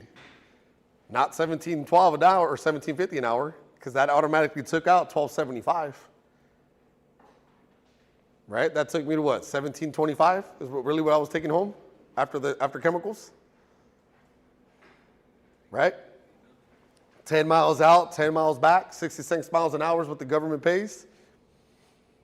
I wasn't making anything. I was in the hole. I was in the negatives. So again, what are your numbers? Get your prices. What chemicals are you using? Are the chemicals you buying, are you buying it because of the hype on social media? Or are you buying it because it's a good price point and the chemical works? That's another thing. Just because he's using a brand and he says it's the next best thing since sliced bread, as we say in the Marine Corps, doesn't mean that it's the best brand. It's just, what's the hype? Why is he really using it? Chemicals work, ladies and gentlemen. They work. There's a lot of chemical companies out there. There's a lot of coating companies out there. They wouldn't be out there if they didn't work. It's what works for you in your environment. So once you break down one bottle of that, then you break down your soap. You break down everything. That's when you're going to get your raw number. And don't be scared to do this. Does it take time? Absolutely, it does. But if you don't know your cost of detailing, you can't for sure tell me that you're making $100 an hour. Because even if you're making $100 an hour, once you start putting your administrative costs and then your chemical costs and then your tool costs, you're probably down to like $60 an hour or $50 an hour. So why not up that price and charge $160? Your 60 is your administrative costs, your chemical costs, and your tool costs, and then you're taking home $100 an hour. Too many times detailers will say, I make $150 an hour. How long did it take you? Oh, it took me 9 hours to buff this car out. You did not make $150 an hour. On my way out here, I saw someone post that did a 3-stage paint correction. I don't even know where to start to do a 3-stage paint correction because they didn't sand, so I don't know what they did. You can only get a car so shiny. You can cut it, you can polish it. Maybe they jeweled it. It's what it's called, jeweling. I don't know why I would do that on top of already a good polish. If you're using a good polish, you don't need a jewel. But again, what is your raw cost? Ask yourself that. Write it down. Break down your cost of detailing. For you, you're probably like, were you thinking about this stuff before you came in? Glad you're here, man. I don't want to scare you, but again, this is all the stuff. You want to make whatever price. You know, as a small business owner, you got to shoot high. You know, we like to push 100 where I'm at because that's really what I want to make. But even when I'm doing a fleet, you know, I want to be at 100. Is it always that? No. You know, when you get into the PPF rolls are very expensive. It is a very, very, very expensive trade to get into. Window tint is expensive. So you got to make sure you're bringing in your money. What is your return on investment? How much money did you spend? Can you tell me what you've spent in chemicals in 1 month? Honestly, no, and I'm going to figure it out. So we are running through stuff right now. So see, he's, the question I asked, you know, and his answer was no. He does not know what they're spending. Why? You got to train, if you got employees, you got to train your staff. You got, especially if you're running PPF and window tint. I'll tell you, the first time I did window tint, I had about $350 of window tint on the floor before I even tinted the car. They laugh, but it's true. Connor did wraps. Don't tell me the first car you wrapped, Connor, was perfect and you didn't waste not one scrap of wrap. A whole roll to do one golf cart. A whole roll to do one golf cart. And how much is a roll of wrap? $500 to $800. $500 to $800 down the drain to do one golf cart. If he didn't charge $1,800, he lost money. Because even if he would have charged $800, he's just broke even. That's not even including the time he lost. He broke even on materials, but plus the hours that it took him. The first car I tinted took me about 4 hours to do, and about $300 of window tint on the ground.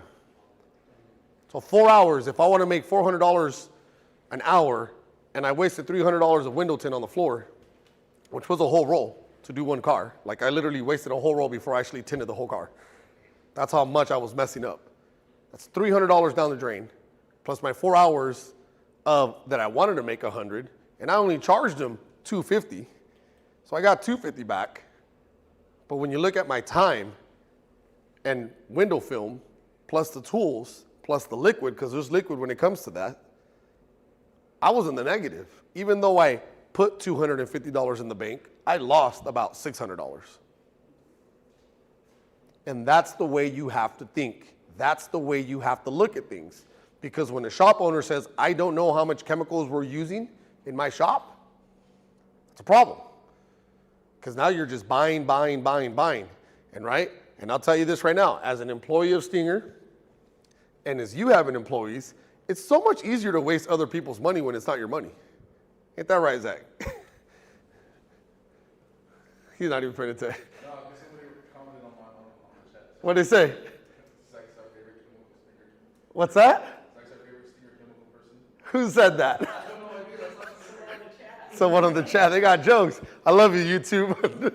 And that's why I didn't even bring my phone up here. I left it in the back. But again, getting back into it, you have to lower your costs, especially as a shop owner. You know, heavy hands. Me and Zach could not run a shop together. I'd have to get my own filtration system in that damn thing because he likes to use water. And again, we were doing demos. He did a great demo, and actually because of him and his very good charisma, I was able to secure a distributor. So thank you for wasting all my water. It's all about 25 gallons of water or full sugar. Yeah, so 25 gallons of water is a lot of water for one car, guys. I would tell you, I think he used like 4 foam cannons, you know, a bunch of soaps. But again, that was a cost, right? What did it cost? Return on investment. You have to know how to get that back. And if you're not running your numbers, and if numbers is not your thing, get someone to help you out. But you know what? I didn't put it up here. Bookkeepers. Accountant. That costs money. In California, $250 an hour. $250 every time I want to talk to my accountant. $250 an hour. And you know what she does? You know what? We need to do 2 hours a month. You are crazy. You're not getting $500 out of me every month. I had to incorporate that into prices. So how do I do it? I can take you guys back to the training and education. Training. When I got into my shop after mobile, I took a year of community college classes. I took Business 101, I took marketing, Word, Microsoft, class, which really helped me on Excel, PowerPoint, to business legal has really helped me out. That's a really good class when it comes into contracts and getting into contracts. A lot of people are like, oh, you know, can Stinger sponsor me? Well, there's a contract that comes to that, right? There's things that come in. When I got this job, there was a contract that came into it. When Connor got a job, negotiated, right, in his contract. You got to know what you're getting yourself into. When you're getting in, say, Amazon calls you and says, hey, I got a fleet of 100 vans that we want it done throughout the month. Knock out, 25 per weekend. Can you do it? By the way, here's a contract, sign it. You got to know what you're signing. What I'm trying to get at is that you have to educate yourself. Everything that you do, there's some kind of training education. Just on my way out here, I knew I was going to be presenting here. I bought a book literally at the airport. I buy books at the airport, and I don't know why, because that's the most expensive place to buy them, but that's where I buy my books. And I like to pick up a book every time I fly. That's my goal. But I'm always trying to learn something better, how to do something. Even if I've been doing it, I always want to perfect the art of what I'm doing.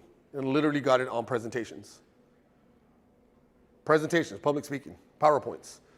So you could take more training education when it comes into the topics that we have. Are we going to get it all here at Stinger? Probably not, but can we bring in experts? Yes. I can't wait to see the chat on this. These guys are giggling in the back.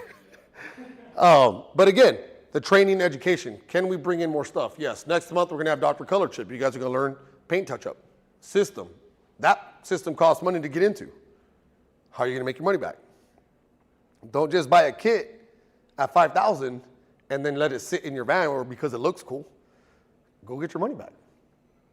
Your target should change into doing rock chip repair. When you get into window tint, you should now be marketing window tint. When you get into PPF, market PPF. At the end of the day, how are you getting your money back? Everything has to have that justification. Unless you guys are sitting in a big pot of money, generational wealth, then I don't know how you're funding it. You got to be able to justify it, and it all comes down to your prices. So what's your sweet spots right now? What are we doing mostly here in Houston? Wash, clay, protects, coatings, buffing, polishing, or we're just sticking to car washing? And no shame in anything, because there's a market for everybody out here. There's a lot of money to be made here in Houston. I know, because just downtown alone, you can walk and see all these nice cars. Someone's got to be detailing those cars. Somebody's got to be doing these cars. I always tell the story. I don't know why there's not a mobile detailer coming to Stinger and doing cars here. Zach's like, I don't know. But I'm saying, why not? You guys talking about, how are you going to get up there? Your best thing is your price. Your price is going to be attractive on top of the way that you look, you smell, you present yourself. You sell yourself. You are your business. You are your business. So if you come up to me and you're in sweats, nothing against Crocs, but you're wearing just Crocs, sweats, and just a hoodie, and let's just a beanie, and you're like, I'm going to ceramic coat your car, this, and that, $1,200. I'm just going to let you be like, I'm not giving you $1,200 to touch my car. It's all about the way you present and deliver yourself, right? So prices. Who wants to share the price? Are you full detailing right now or just part-time? Full-time already?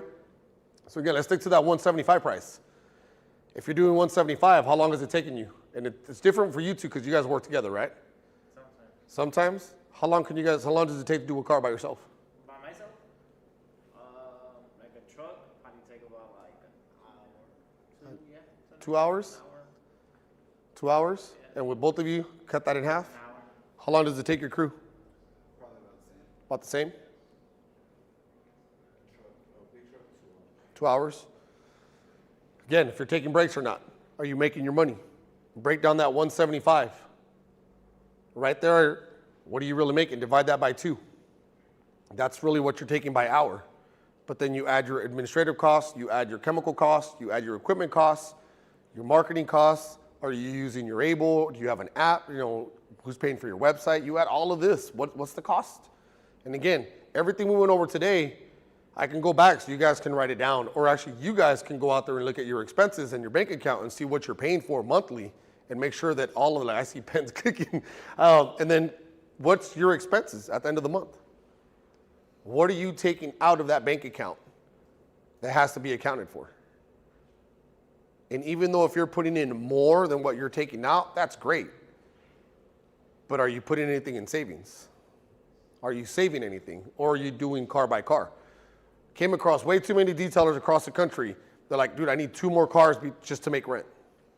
Just to pay my shop, I need to get 2 more cars. And they're hunting for that ceramic coating. And they got to bite. And sometimes they're you know what? I'm just going to cut it. Instead of $1,000, I'm going to charge you $800, but now I got to do 3 cars. Just so they can make rent. Zach, don't give me that look. So, let's go back to the shop owner. You got employees, payroll. What's that costing you? Tax, do you guys do taxes here? Yeah.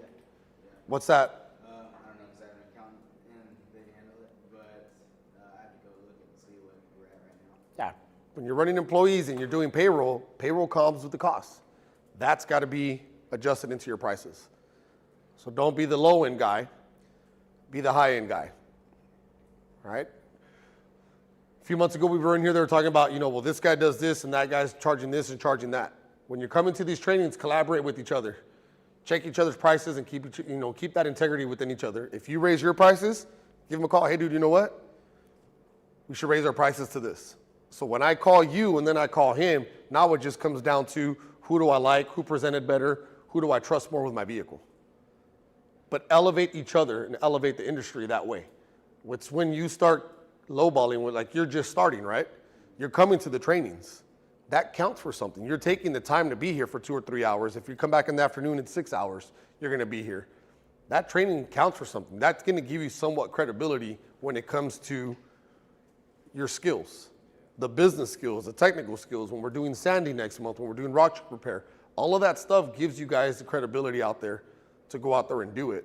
Then the guys that's just watching this on social media or YouTube and just trying to do it, learning, on the weekend, doing it themselves.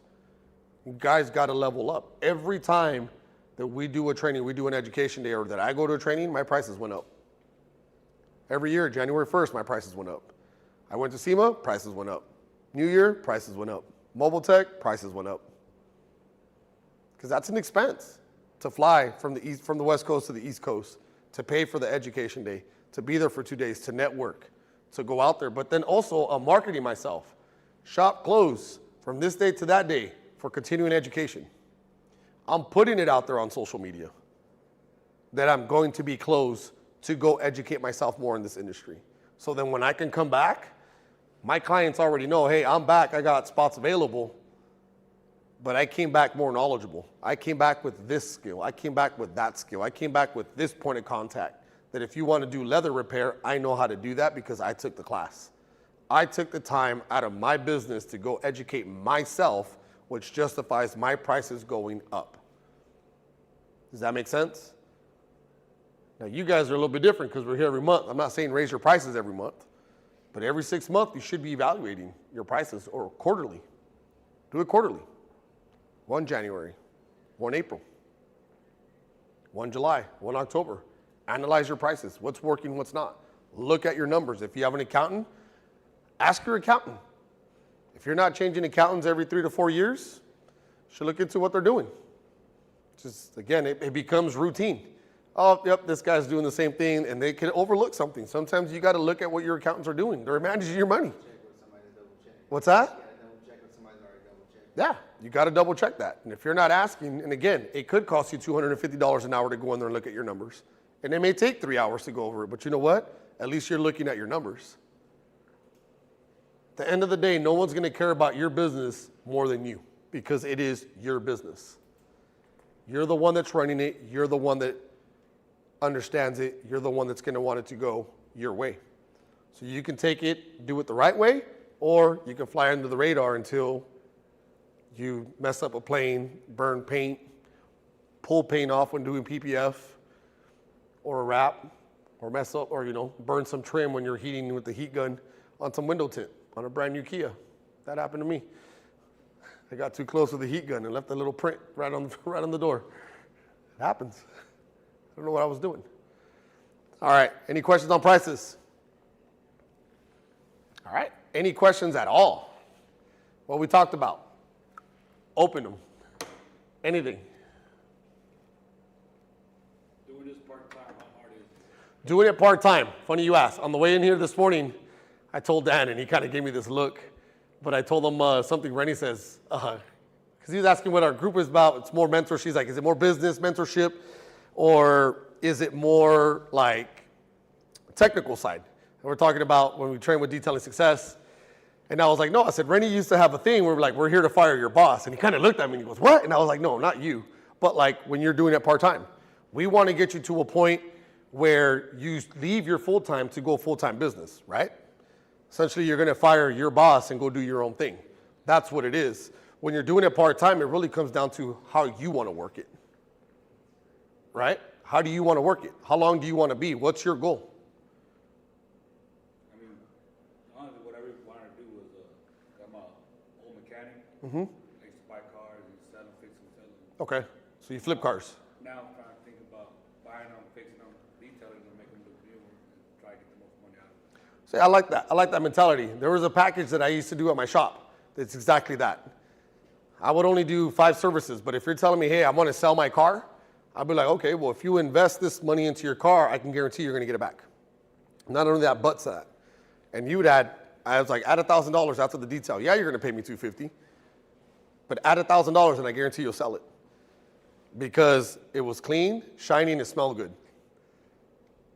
And you'd be surprised what a Wash Clay Protect will do to a car. And then I would be like, hey, I'll take the pictures in my shop. I got all the lights.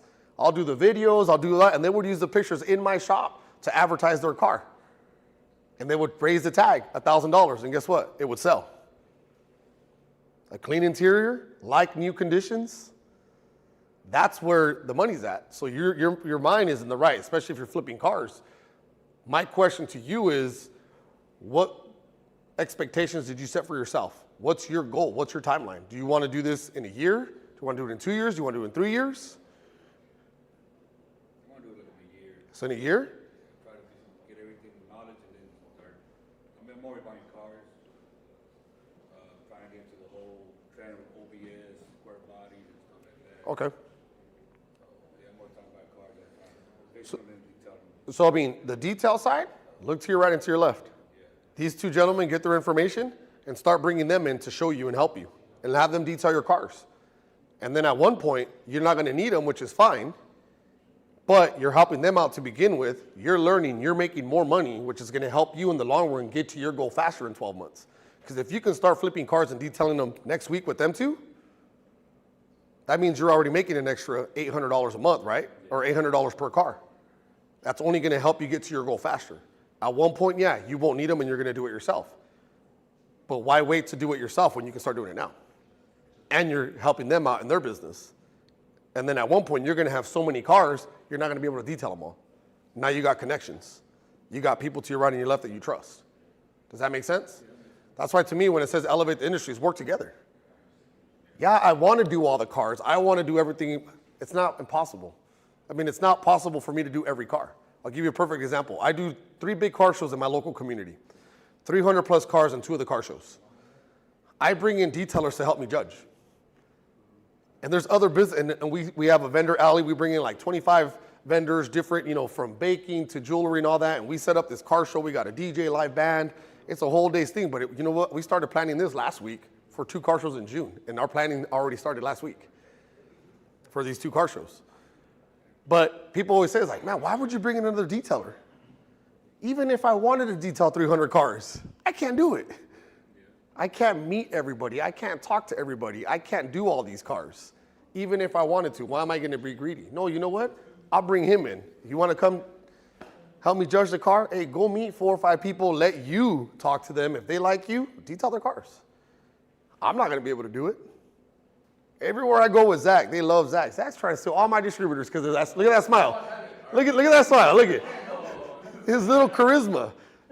There's people requesting he come out to Ventura, California to do another training. Oh, is Zach coming? Yeah, Zach's going to come. But again, if that's what it takes, then you just bring other people out. Help each other out. Because you're telling me in 12 months. So in 12 months, hopefully I'm still here and those 2 guys in the back don't get rid of me. In 12 months, you should be back here in this classroom doing one of the classes as your small business owner. But again, how can you get there faster? utilizing your assets, what you have to your left and to your right now. He's a little bit too far. But if you want to get cars into PPF, you want to window tint them, that's a point of contact to get. You see what I'm saying? Because you can sell a car more. I'll take you. Do you ever work at a dealership as a salesperson? I can tell you right now, a dealership, you go to a dealership, all the upgrades that they put on those things and the money they price it, it's crazy. I bought me a little Kia when I became a sales rep 2 years ago to drive around California and just everywhere because I was doing all the West Coast. I wanted something, not my truck, that wastes a lot of gas. So I was like, oh, I'm going to go buy a Kia. I did my research. Emailing them back and forth. And they're like, oh, it's going to be this, door cups, $800. The door cup protectors and this and, the mud flaps, $350. And you're going to get the shine protector. I said, no. I said, hey, I'm buying the car as is. I don't want any upgrades. I'll do all this at my shop. Oh, well, you understand. When it comes off the truck, it goes straight in to get this stuff. Great. I'll be there when it comes off the truck to get my car. I'm going to go in, do the paperwork, do my payment. I want the car as is. It doesn't work that way. Then I'm going somewhere else. You must not want my business because I'm telling you how I want the car, and I don't want you to add an extra $5,700 of upgrades to the car that I could literally do at my shop in 2 or 3 hours, and I can buy everything online. Like those door cups are like what, $8.99? Yeah. $8.99, and it takes me 5 minutes to put them on. I know how to do it. That's why. Someone else may not know how to do it, so they're like, oh yeah, $800 for scratch resistant PPF on your door cups. Great, put them on.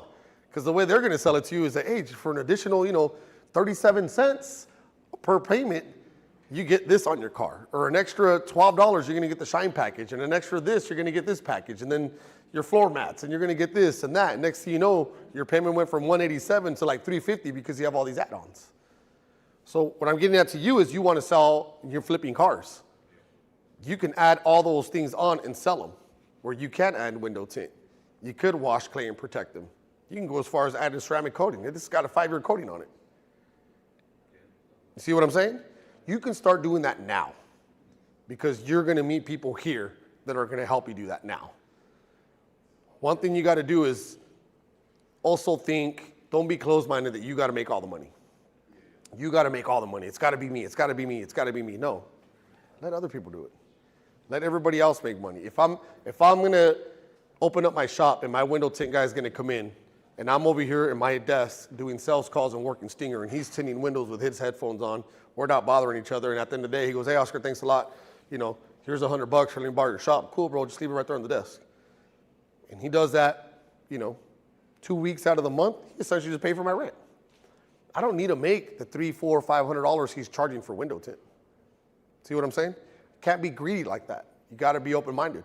Help each other out. Work with each other until you can get the skills where you're doing it yourself. But then when you start doing it yourself, you now got to invest in everything they already have. Right? You got to get into the business license, the insurance, and all that stuff, or you can start sourcing it out and still be making money on top of that. They're getting their $200 for detailing it. You're up pricing it $1,000. You make $800 more off of that car.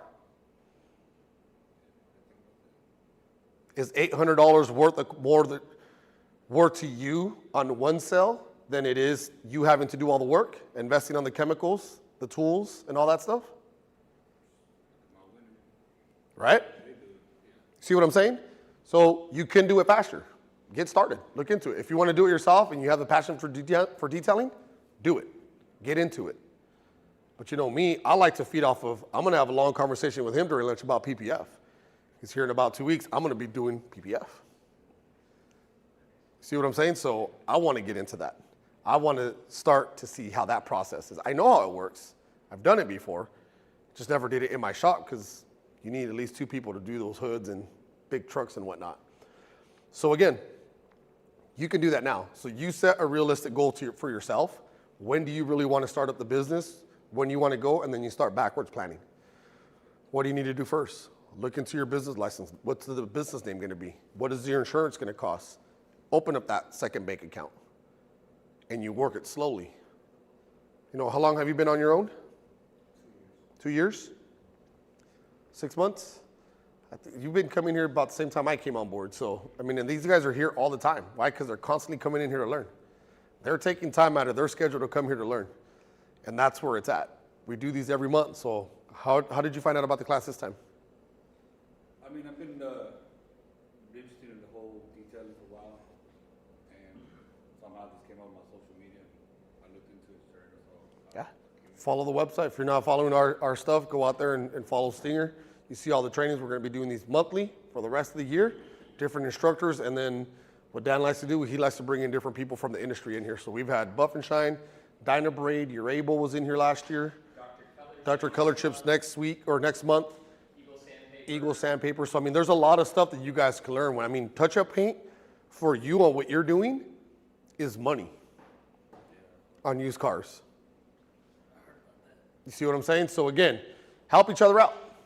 You're here. Any questions before we move on? Any questions on YouTube other than that comment?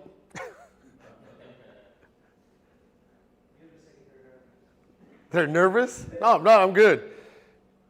I know these guys have already heard it. Any questions from you guys? What was the question you asked me when you came in? How about the airplanes? What about it? Is it like worth detailing? Is it worth detailing an airplane? Absolutely. There's money to be made with airplanes. I'm not saying don't do it, but I'm going to have you go through the whole PowerPoint and ask yourself, are you insured to detail airplanes? Are you certified? Do you need a certification to clean airplanes? No. Do you need a certification to detail cars? Absolutely not. Do I recommend it for an airplane? Absolutely, because now you're dealing with aircraft. Something that goes up in the air can potentially fall. All right, there's a lot of rules and regulations when it comes to actually being on a flight line, being in hangars, and actually touching these airplanes. I don't want to do that. I don't want to deal with it. I've been offered to go to certain trainings because they can give me leads in Camarillo and Santa Paula, Santa Barbara. There's a lot of people out there with money that have these private jets. I mean, the Kardashians fly into Camarillo. That's where one of them keeps their plane. So I know I can get business out there, but I'm not suited in my business. It's not the right time in my life right now to sit there and do an aircraft because aircraft takes time. Can I put you in contact with detailers that do have aircraft? Absolutely. And you can have hours of conversations with them, that I can put you in contact and really here. Follow him and him on social media and ask the questions. There is training out there for aircraft detailing. There's a whole association now. The ADA is out there for, it's an Aviation Detail Association to get certified. There's a chemical company that they came out with their own stuff. There's a franchise for this stuff. But again, there's a cost of doing business with them as well. There's an investment of the training. There's an investment of a franchise to get in. There's an investment of insurance, chemicals, passes to get into flight lines. There's different things that go in. And again, every airport's different. So can you do it? Absolutely, 100% you can. Is the knowledge out there for you to get? Absolutely, and I'll put you in contact. The prices is pretty good when it comes to airplanes if you're constantly doing them. But if you're going to do all the initial start, the training and all that to just do one airplane, when are you going to get your return on investment on this? Does that make sense? Right. You're going to do all this work, time and effort to do one plane. Now, if you start marketing your business towards doing aircraft and you're constantly bringing them in, absolutely do it. Same thing with boat detailing. A lot of people are like, well, I'm going to detail this boat. It is what it is. You're going to do boats, but is your business marketed towards boats? Is your business marketed towards RVs? Now you're talking, it's not clear coat, it's gel coat. Works a little bit different. The chemistry is a little bit different when it comes to buffing and polishing. Coatings are different. So can you do a plane? Yes. Do I recommend you doing a plane without having some kind of knowledge, insurance, and stuff on a plane? I don't recommend it. Why? Because there's things on a plane that you can touch, that you can damage, that will cause it from flying. There's these little static antennas on there. If you step on them or put anything on them, that's done. They got to replace them. So there's a lot of things you can damage on a plane if you don't know what you're doing with it. If you're going to do it at a museum, all day. Go wipe down planes and buff planes at a museum if they're non-functional. But again, get the right knowledge to start detailing planes and look into it. Because it's out there. The knowledge in the industry is out there. It's a whole separate thing of detailing. There's people that base their businesses strictly off of detailing planes. But that's how they market themselves. Make sense? Not mean to scare you, it's out there, but there's an initial investment to get into that, just like anything else. Do airplanes, don't you have to rent like lifts and all that? Absolutely, yeah. And they want to be damaged. Yeah, I mean, I mean, just that alone, the lift, capabilities. How are you going to get it? How are you going to get everything to get on the lift? You're not just walking. You can't walk on all the wings. You can't step on certain things on function airplanes. So you got to use lifts. So again, who's paying for the lift? If you're talking little puddle jumpers, you could probably get away with just a ladder. But if you're talking a bigger plane, how are you going to do it? You know, there's a cost that comes to that. So that's automatically $3,000 for a lift. I'm not paying for that. That's your price on your aircraft just started at $3,000. Right. Probably end up like at 10. See what I'm saying? That's why when you were texting me this weekend about that food truck, I'm like, are you doing the inside? Yeah. You're like, yeah. And I was like, dude, I wouldn't spray any chemicals that comes around food. Right. That food truck better be empty with no food in it so you can come in and clean it. Because you don't know how some of these chemicals are going to go against that food, or they're going to turn on that burner and you threw the wrong chemical on there and now it's burning out. It smells. They put food, poisoning. Don't get involved in it. Food and chemicals don't mix. So if I was going to do in your case that, yeah, the exterior all day. But the minute you said inside, I was like, I don't even know what to tell you other than don't do it unless it's completely cleaned out. But if there's food in that food truck, I'd caution you to go in there with chemicals. Because inside of a food truck, if you start spraying chemicals, you don't know how that's going to have effect on anything. Food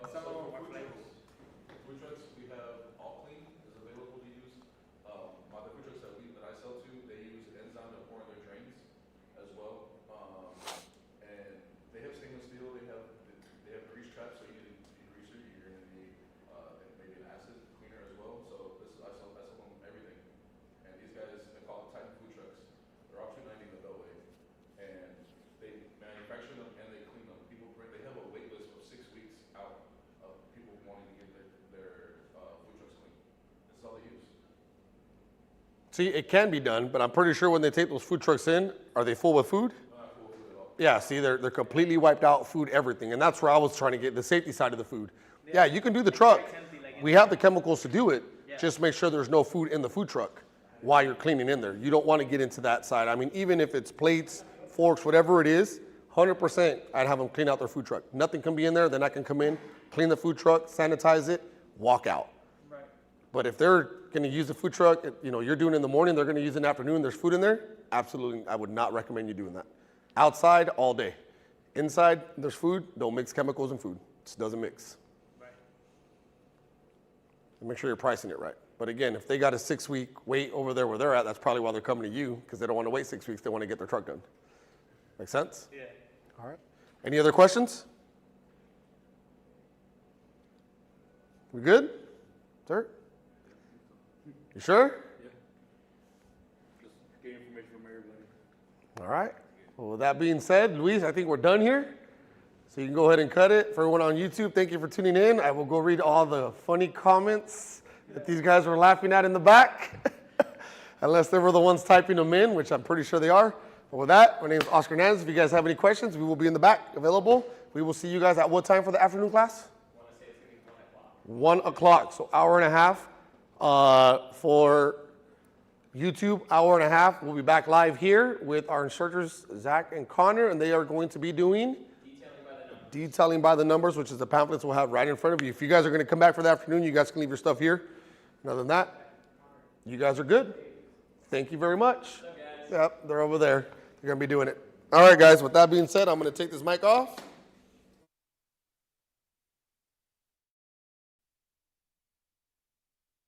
Beautiful. Hi there, guys. How we doing? This is Connor Smith with Stinger Chemical, and This is Zachary Moreno again with Stinger Chemical. Glad to have you back again when visiting our live on YouTube. We're going over detailing by the numbers for this second course. Connor, you want to explain to them what detailing by the numbers is? yeah, so Detailing by the Numbers is our foundational course. So think of it like the backbone of our program. So basically today you're going to learn process.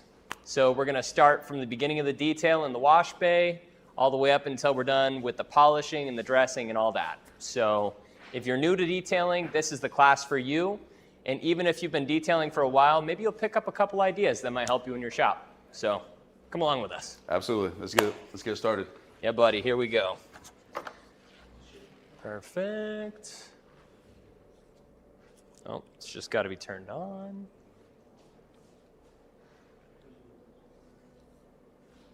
We're having clicker issues.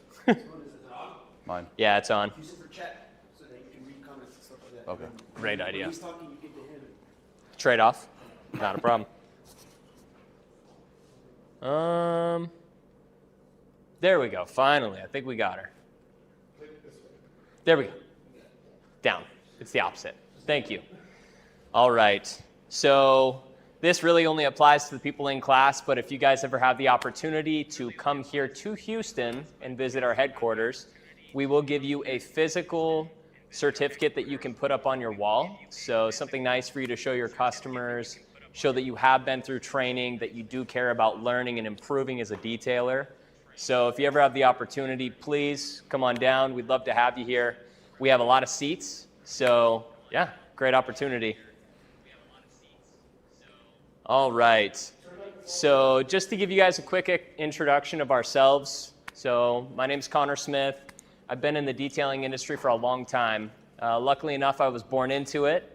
My dad owned a distribution company for chemicals, and at the age of 12, I was working in his warehouse, loading up his truck, prepping it. Around the age of 18, I started working on the truck and doing a sales route, and got exposed to a lot of different problems that detailers deal with. And then finally, for 2 years after that, I opened my own shop and did wraps, details, ceramic coatings, all that. So that's me in a nutshell. Gotcha. So guys, I'm Zachary Moreno. Like I said, I've been with the company on and off for about 17 years now. Started off the company just pulling orders, cleaning it up. We had a basketball court, and now we have 11 acres and 5 different buildings that we process these chemicals out of. So I've seen it grow from a real small company to the company that it is now, and I want to see it grow to even where we can be.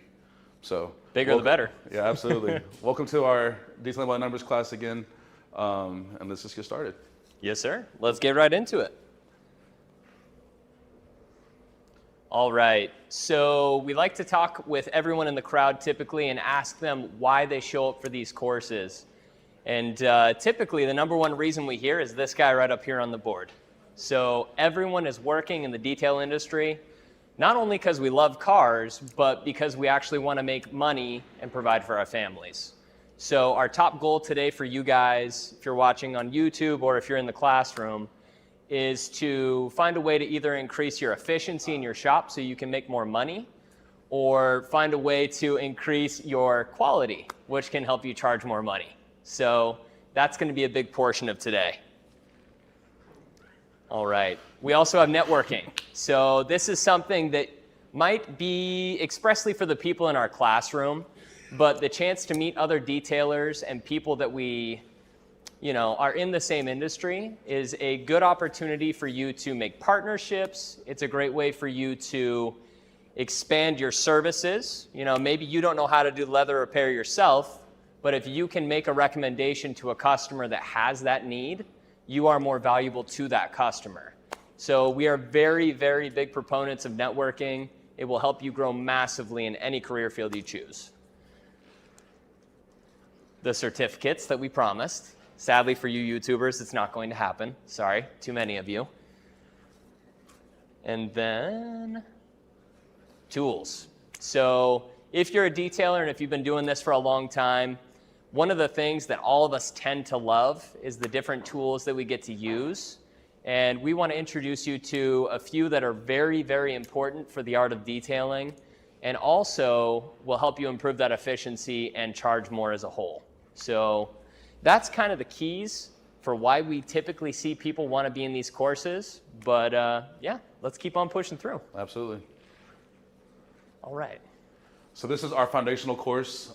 It's our step-by-step, 6-step process of how to detail a car. Now, us detailers, there's no wrong way. All we do is we're results driven. So if I find my ways a lot more fitted for me, then I do it that way. But this is our step-by-step process of how we would detail a vehicle, going from the dry area to all the way to applying your protection program. So this is what we do whenever we're trying to accomplish detailing a car. Exactly. Yeah, and if you're here in the classroom, once again, you do have a small advantage, but we have these beautiful little trifolds. Oh, quad folds now, eh? Look at us getting fancy. So basically, it gives you a physical representation of our program. You can see that on the PowerPoint, and it does list everything out, but we can send these to one of you if you want to put your name in the chat. Absolutely. All right. We have any questions or comments up to now in our chat room? How we doing on that front? Doing great. Thank you, guys. Okay, so I've got a small question for one of our people in the crowd. So when we're trying to accomplish a detail, what are the things that your customers are looking for? They're really just looking for the process and education on what we do that kind of stand apart. Okay, there you go. So a little education on your services. So that is very, very true, and having a clear expectation for that customer will help them feel more satisfied at the end of the detail. And when we detail cars, we are in a very physical industry, right? We can see the results, you can taste the results if you want to, but when you're looking for a standard detail and the things that we should have at the end of it, this is what we're going for. Clean, shiny, and smells good. All right? Use the TV in the front. Ah, perfect. Thank you. Still stumbling our way through. So clean, shiny, and smells good. That is what we are aiming for with our program of detailing by the numbers, and hopefully, if you're new, you can accomplish that after today. All right. Okay, so why is this course important? Vehicles have changed, paint has changed, Right. quality of metals have changed. Everything's changed from the 20s and 30s, 50s, 70s, even the 90s. The paint's different from the 90s than it is to now. It is. Yeah, definitely. I mean, even if you look at the slideshow and you see these two different Jeeps, there's going to be a couple listed differences here between the two, right? So number one is going to be technology, right? So a car that you had to detail back in the 80s is going to be way different from something from 2024. So if you decide to pressure wash out the interior of an old Jeep and you get it wet, back in the 80s, you could leave the doors open, let it air dry. It's not going to spark a fire and burn that thing to the ground, okay? Whereas nowadays, you get that interior too wet, all of a sudden we're dealing with moisture issues. We might actually start a fire or cause a fault in the electrical system. So that's just one of the really obvious ones. But like Zach was saying, paint, metal, The wheels, yep. sensitive trim, like Connor says, we all know Jeeps have sensitive trim, especially on those hard plastics. They didn't have those hard plastics back in the day like we do now. So we have to maintain those correctly. Exactly. And anything can mess those up, so. Yeah, the more sensitive, the more careful we have to be. So we'll kind of identify a few of those key things, but today's broad strokes in general. Absolutely. All right. Okay, so question for you, good sir. Do you know how mechanics are paid? Perfect, okay. So mechanics are paid flat rate. Do you know if they pay for their own tools or are they usually provided? Some dealerships, in my experience, pay for it, but most of the time it's by the technician. Exactly. Yeah, I'd say like 95% of the time, technician is in charge of all those costs, right? So it's no different with detailers, right, Zach? Absolutely. So when we, as a detail company, start out, you're going to have to invest in, either a shop that you're going to be renting, or you might be investing in a vehicle. We've got our towels, our chemicals, our tools in the form of polishers. So the more that we invest into the company, the more profitable we can be and the quicker we can move. I mean, that's the exact reason that a mechanic would spend, what do you think, Zach? At least 30 grand. At least a pretty 30K right there, right? Mm-hmm. So if you're dropping 30K and you're paid by the job, usually that means that you are going to increase the efficiency of your job by either having new tools or by being able to access quicker and easier, right? Organization. So it's no different as detailers. We're almost on par with mechanics in a lot of ways. And honestly, guys, I don't know about you, but I would much rather be paid by the job because then your motivation to work hard and fast is much higher. Absolutely. So, yeah. We'll dig into it more. pH scale, why does this matter? Just because you have to know what chemicals you're using, their bases. So we can't put acids on a leather. We can't put a heavy alkalinic product on a leather either, because those both can really hurt. So knowing where your products sit and how strong they are on the pH scale does matter. Now, when it comes to tires and rims, yes, we have options on non-acidic and acidic options, but this is why it's important to know what kind of material you're working with and how sensitive of a product that you're dealing with, depending on the plastics or depending on seats, depending on glass. So all those come to an effect on why the pH scale does matter and what chemicals you're using. Definitely. So yeah, and it's one of those things that as a detailer, if you truly nerd out about it, like a lot of us do here at Stinger's Chemicals, it is a lot of fun to hop on YouTube and do a little bit of research deeper into the pH scale, because you'd be fascinated by the chemistry behind it, by the detail that goes into it. Personally, I nerd out on that shit. I love it. So on this pH scale, you can see a couple of product examples. And like Zach was saying, anything on the high end is going to be alkaline. Anything on the low end is going to be acid. And then typically you got your neutrals, right? Excuse me, guys. So basically you can identify those products just based off of their properties and how they react. Like everyone knows that a wheel acid is made for cleaning wheels, right? But at the same time, you can dilute down that wheel acid to a certain point where it's effective against water spots and is safer. It all depends on the concentration of that chemical. Absolutely. Right? Do you have any questions up till now? No. Okay. How we doing on our chat? We golden? So far, so good. Sweet. All right, guys. Perfect. So we're going to break out a couple of the different classes of chemicals that you're going to see. So how long have you been in the detail industry, good sir? Detailing for 4 years as a business, 10 years before. Oh, dude, you're no spring chicken, as they say. You've been in it for a while. Okay. So do you feel like you've used every class of chemical on this page? Solvents, alkaline, alcohol? Absolutely one of some sort. Right, yeah. So every type of chemical has its purpose, right? Now, a lot of these, like you see solvent, you see butyl or alkaline or alcohol. These are all going to be basic ingredients that go in certain types or classes of chemical. So for your typical solvents, most of the time we're using those products for things that are sticky. Typically solvents get used on the exterior of a vehicle, or if you've got something like a delimonene, that can be used on the interior, just because it's a little bit more gentle. And then if we start working with butyl and alkaline, do you remember which side of the pH scale that is? High or low? Alkaline is going to be low, if I'm not mistaken. My brain's all mixed up today. Go the other way. It's a little higher. You're good. We switched you up. Yeah, well, you were here for the first training, so I mean, you already got 3 hours. A lot of information thrown at you already. Exactly. It's a lot to get to stick in one go. So butyl and alkaline just refers to, the salts that we put into greasers. It's going to work very well for things that are greasy. It's going to work on your typical stains on interiors.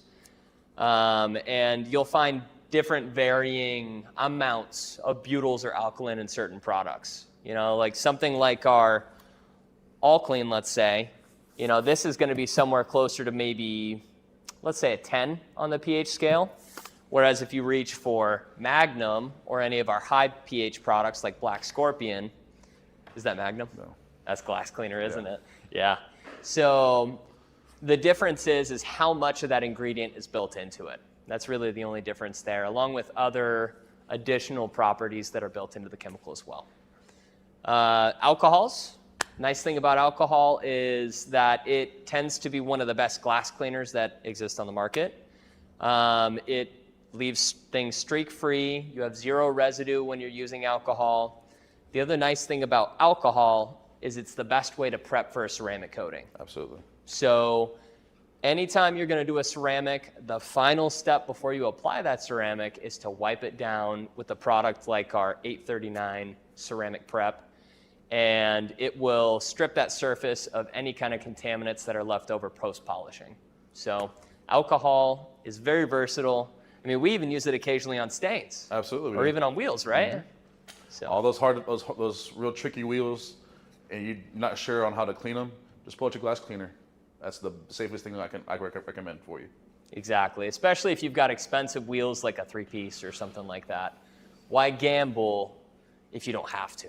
Absolutely. Yeah. Cool. So we got ammonia. Ammonia is very tricky. It is great for fabric cleaning. It acts like a degreaser, and it evaporates like a solvent. So what that does is it doesn't leave that much of a residue behind, but it lifts things from the fabric that is stained, and it's easier to remove. Enzymes. Everyone knows I hope what enzymes are. They're little bacterias that eat anything that's organic. So for all your stains, heavy duty stains that you have in your carpets, for your messes that unfortunately kids make or your husband or your wife makes, but that's what it's basically made for. And then we also have our acids. Now acids can be tricky. Some of them are a real soft acid, like our iron remover, where that gets iron particles out of paint and it turns purple. And then you have your real heavy duty ones for our rims and tires, like our chrome and wire, who are made for real heavy duty sludge and stuff on any kind of metal that's easier to remove. For sure. So, next one. Yeah, sure, man. No problem at all. All right. Microfibers, everyone's favorite thing. Color system. We recommend a color system. You have the same color for your windows, whether it be blue, yellow, red. The same thing that's going to be doing for your interiors. Same thing that's going to be going for your exteriors. And then also for your spray waxes. And how we maintain them specifically is also very important. We make a laundry detergent that is great for anything that is water soluble, anything that prevents water from penetrating, and all your solvents, all your silicones, all your greases. It gets all of that out of your microfiber and lets you reuse them again.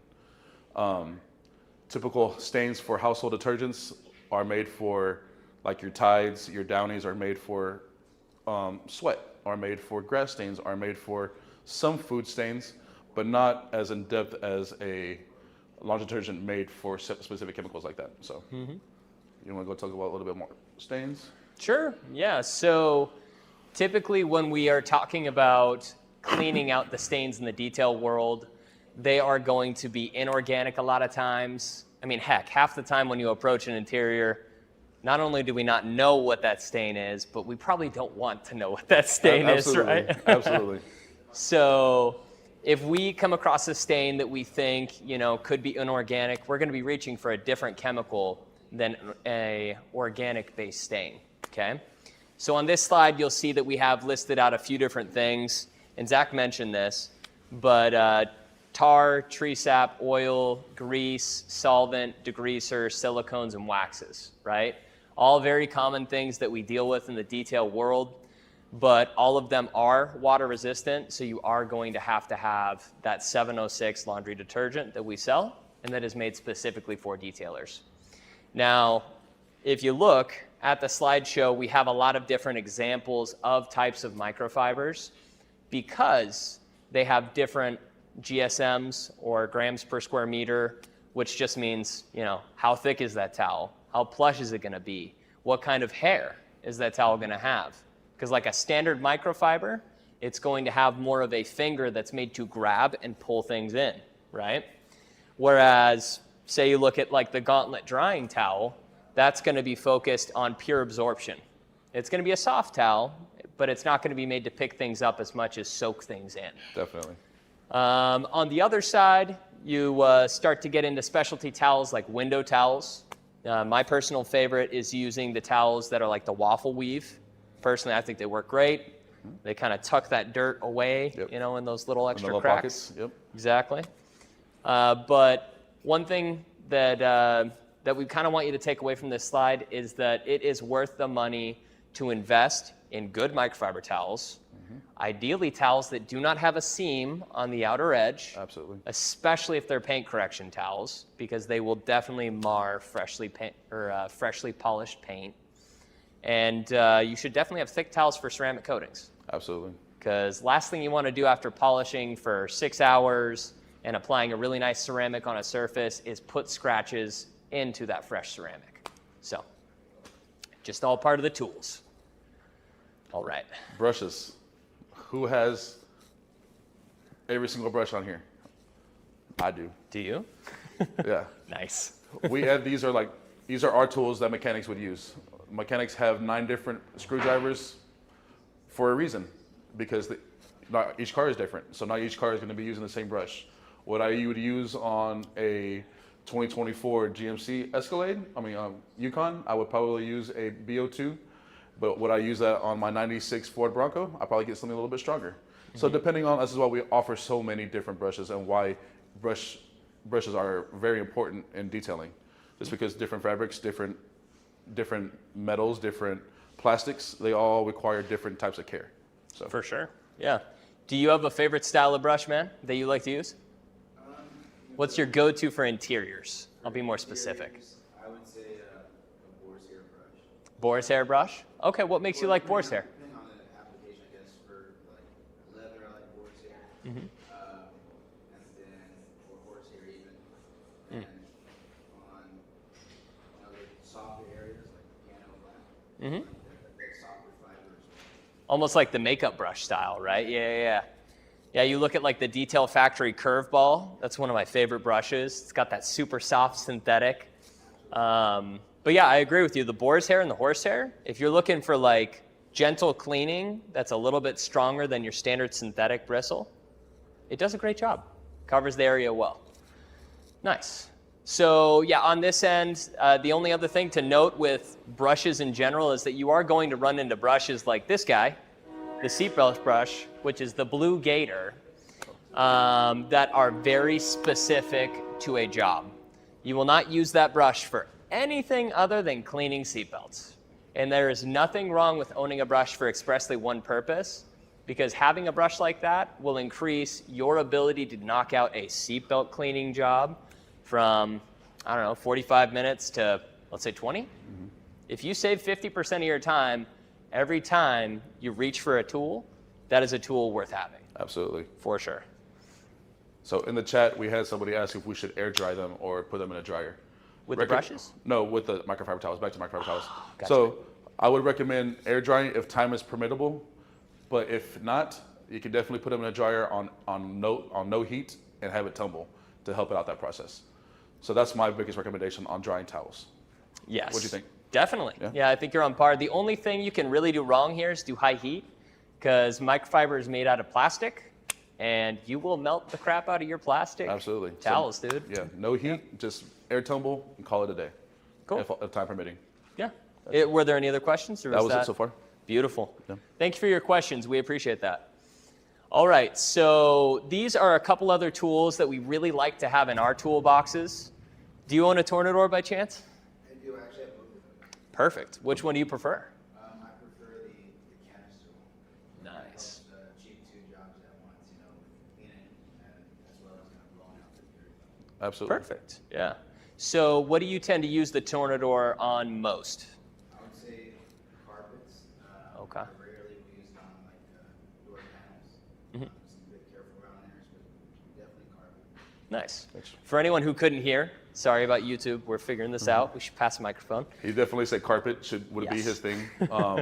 What about your engine bays? You use it to blow out your engine bays? Absolutely, we did it the other day. Money. And it's a lot easier, right, than trying to scrub all those leaves and dirt. Use that canister one and go to work, man. Dude, it does a nice job. It's great. Dude, and if you try it with our Twister product, have you tried Twister yet? Dude, so it's a yellow product. Just ask Bruno in the store. He'll point you in the right direction. But Twister is an extremely strong cleaner that works really, really well out of it. I remember doing a training, this has probably got to be about 6 months back. We were out in Nevada, and we had what we thought was a dark gray floor mat, and we turned it like bright gray white again just from using the Tornador. So you'll be very impressed with how well that tool can work with the right chemical. Absolutely. So that chemical comes in 2 different versions, a ready-to-use product and then a concentrate. The concentrate, you dilute it out probably 10-1 to get your maximum efficiency out of it. So Definitely, yeah. And the reason we make an RTU in that product, and honestly quite a few of our products, is in case you have bad water quality in your area, you can actually just use that product straight out of the bottle without having to worry about the contaminants in your water, whether that be hard water, pesticide, whatever is in your water. you don't have to worry about it kind of affecting the way that the chemical works. Absolutely. So, highly recommend. Now, one small thing that we like to throw out every time we talk about a Tornador is that it is important that you be very selective of the chemicals that you put inside of it, right? The last thing you want to do is take bleach, put it inside this canister, and then as it gets atomized or turned into tiny particles, you breathe a bunch of bleach. Or same thing with our ammonia-based product, like Absolutely. WOW. You know, you put that in there, you might make ammonia gas, and that's not something that we want for you or for anyone across the United States because you can end up damaging your lungs. So we ended up listing 3 different products that we recommend on our chemical line that you can use. So Twister, we talked about. All Clean, that's this guy again. This is our most popular all-purpose cleaner. You know, use it for anything and everything. I've used it on pre-soaking the exteriors, does a money job, very mild there. And then on interiors, it works really nice because not only is it an all-purpose, but it's got some delimonene built in. So it does really, really good on like grease, stains, that kind of stuff. So what is delimonene, Connor, since you brought it up? Okay. So delimonene. Delimonene it's an alcohol that's distilled from orange peels. And I think most detailers love it as a base chemical just because you get all the properties of a solvent, but a lot more security than most solvents provide, Definitely. right? Absolutely. So it's going to be organic. It's not going to fade out plastics, or if you have to get an adhesive off of, let's say, leather, it's not going to fade immediately like if you grabbed a lacquer thinner. Absolutely. So, yeah. Other than that, that's kind of all we recommend on the Tornador front. Realistically speaking, if you're not going to get a Tornador, which is the one with the canister on top, you kind of need to have that second tool that's beneath it. We've talked to thousands of detailers about this, but having a good way to blast out the hair and the dust on an interior is so essential because what takes you 10 minutes with a blower like this is going to take you 30 minutes or 50 minutes with a hand. vacuum. Or by hand. Yeah, by hand. Nightmare. So, yeah. Any questions from you? Or are you good? Chat solid? Chat solid. Chat solid. All right. Just want to help you make sure we stay on top of it. All right. Okay, so you want to dig into detail carts? Detail carts. Why would you need one of these bad boys right here like this? Just so I can easily have everything that I need arm's reach away. If I need a solvent, I can have my solvents right here. I can have whatever I need, whatever I'm trying to accomplish. If I'm doing a paint correction, if I'm doing just a normal detail, I would want all my stuff an arm's reach away, as opposed to going back and forth and spending 30 seconds walking from one corner of my driveway, or Sure. if you're a mobile guy, you know, one driveway to another, or if you have a shop from one corner of the shop to the other. So just to cut out 30 seconds each time trying to grab a new product, we have everything right there readily available for us. So For that's sure. why. Yeah. Another small note about the detail carts. I mean, every detail shop deals with this on a daily basis. Refilling the chemicals. right? Absolutely. We all hate doing it. We love spraying the chemical, but we don't love mixing them. So one recommendation with the detail carts themselves is that you just make a ritual or a habit out of filling your chemicals at the beginning of the day. So that way it's out of the way and we're not having to, you know, pull out our gloves and mix chemicals in the middle of a job. Absolutely. Giant time saver. OSHA, everyone's favorite topic. If you've ever had OSHA visit your shop, Sorry. yeah, God be with you. So OSHA is the, what is it, Occupational Safety Health Administration? Yes. Yes, thank you, sir. So OSHA, they are really all about worker safety, and we deal with chemicals as detailers, and that is not to be taken lightly. So they're going to care about a few specific things. One is going to be safety data sheets, which really is just going to list out, you know, key information about a chemical. So it could be, you know, what happens if I get it in my eye? Absolutely. It could be a question of what ingredients does this product have, or what pH does it have? But to get that information, you need an SDS sheet, and OSHA will look out for that. All of our products have a SDS sheet on our website. So Yes. all you got to do is pull up our website, click click on the product you need and have the SDS sheet. It's also in printable form, or you can have it online. OSHA now requires, as long as you just have it available, then we're good. It used to carry a binder of SDS sheets back in the day, and we had to Nightmare. turn through each page to figure out what chemical we were using. So Yeah, you wait 1 month after printing that out in a detail shop. That's the wrinkliest, most disgusting book you'll ever see. absolutely.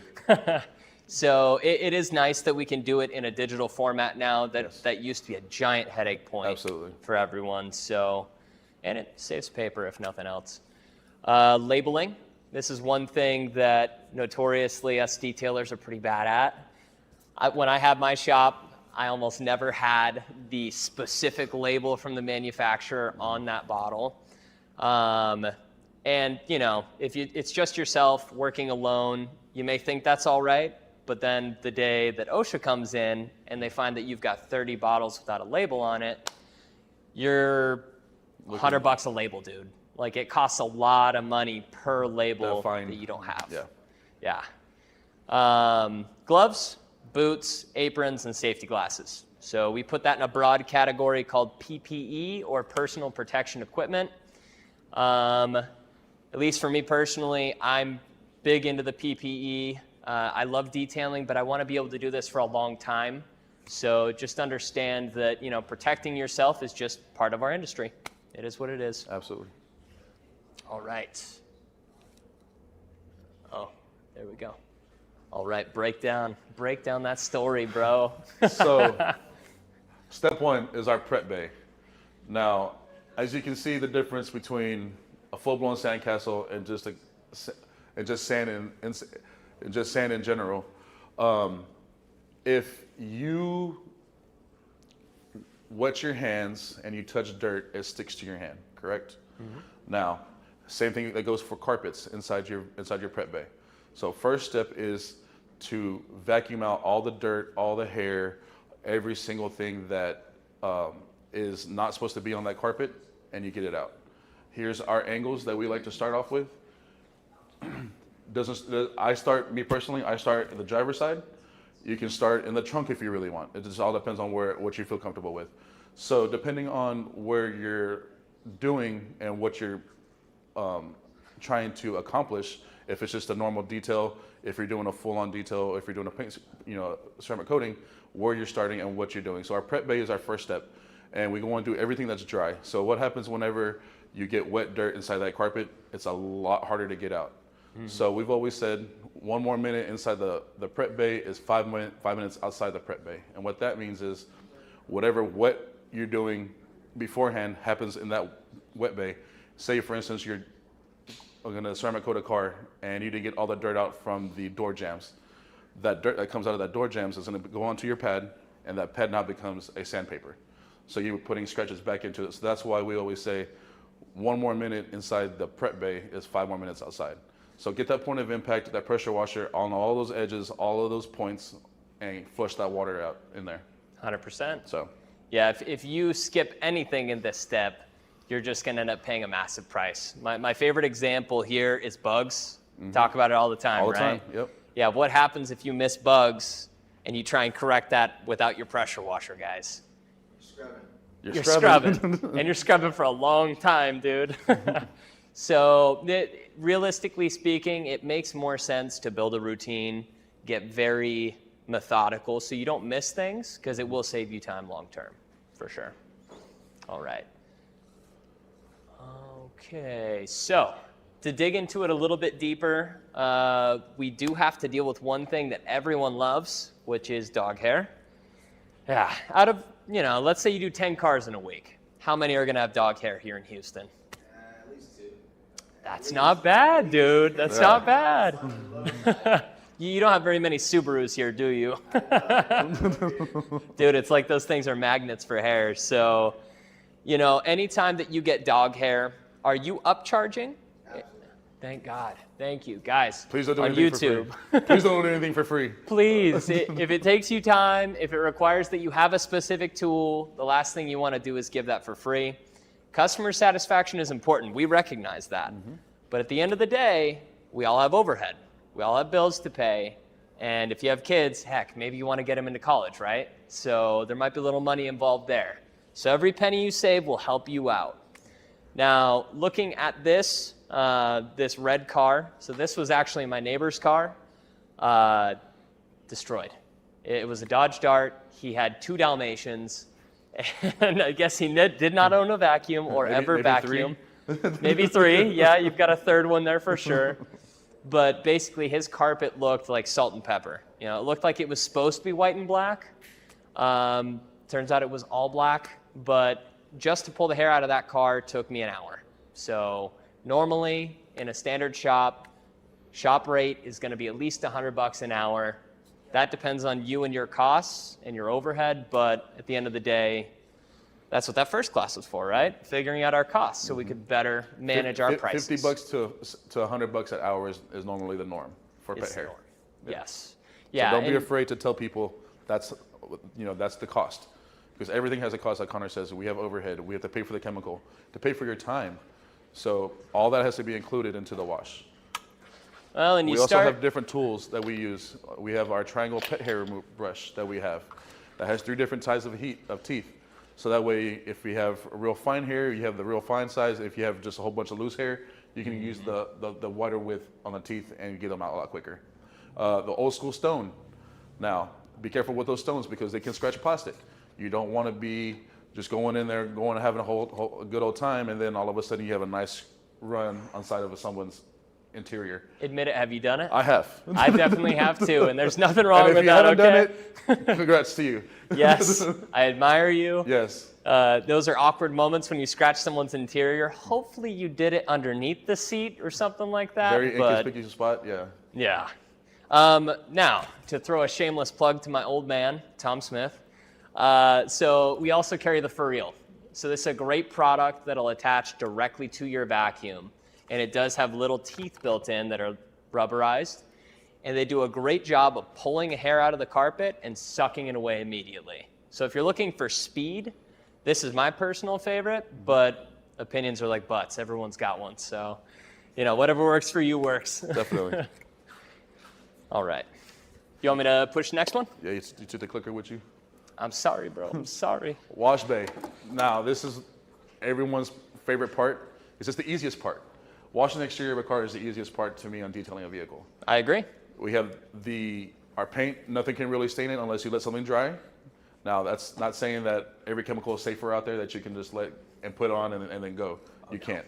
But it's also your safest place for you to cover a majority of your time. That's a lot quicker. For sure. Just because you have a lot of body to work with, being the car. And this is where you get your shiny effect. This is the first step to getting your car shiny. So this is our step-by-step. Hot surfaces for cool surfaces. So you want to cool the car down for sure. You never want to do anything that's hot. Our chemicals don't react well with heat in general. They can either etch, they can stain, they can not work how they're supposed to work. So we recommend cooling every surface down that you do and going from there. So cool down those tires, spray a lot of water. That's why I used 25 gallons on an Oscar shop the other day. Cali's hot, guys. in the Because summer. California is on fire, if you didn't know. Literally. Spicy. And so that's the reason why we cool all the surface down, especially here in Texas and Houston especially. It'll be 100 degrees outside with 100% humidity. And that top of that black paint, I could cook an egg on it, literally. And I don't want to put any chemicals on that. I definitely want to cool that down. Oh, yeah. So that's why the difference between hot surfaces and cool surfaces works. Pull out your floor mats, pre-soak those, get those going. Degrease the exterior surface. I use our Splat bug remover, especially down here in the South, guys. We have a lot of bugs, love bugs, and those cover the front end of our grill. So in order to get those off, we have our Splat bug remover, our 741, that is great for that. It's a great pre-soak in general as well, just to lift all the dirt and everything and start breaking down those bugs and everything. Yeah, it does everything. Then it gets the road film. It'll help pull off some of the tar, or if you have tree sap, it'll start to work on that. Absolutely. Universal chemical. Tires and wheels, like we can't explain it enough. Those are your hottest parts of your vehicle. Don't spray any acid on a car that was just driven to you. I want you to You want to warp something, Yeah, do it. I want you to cool that surface down, cool the metal, cool the tire down, Yeah. and then apply the chemical. So Yep. Yeah, it's definitely important in general to always make sure everything's cool. And guys, it's not complicated. Literally just take a hose with cold water fresh out of your tap if you want, wet the whole car down, let it sit for 60 seconds, spray chemical. That's all it takes. Yes. All right, wheels. So one of the most common problems we run into with new detailers is they're curious how to best clean wheels without having any kind of weird reactions or burning things. So we decided to break this up into a whole separate slide for you guys. So first thing we need to actually do is exactly what Zach just said. Cool that wheel down, okay? It doesn't matter if that thing's made out of chrome, aluminum, painted, 3-piece wheel in this case, any of those, they have to be cooled first. Then we prep our area, right? So for me personally, I'm going to start with a test spot. Usually I'll pick a high pH product and a low pH. So hypothetically speaking, let's say we grab Magnum for the high pH and Chrome and Wire for the low pH. And I'm gonna do 2 separate test spots. Typically I'm reaching, just so you guys can see on camera, I don't wanna be spraying this right here, okay? That's a no-no, we don't start there.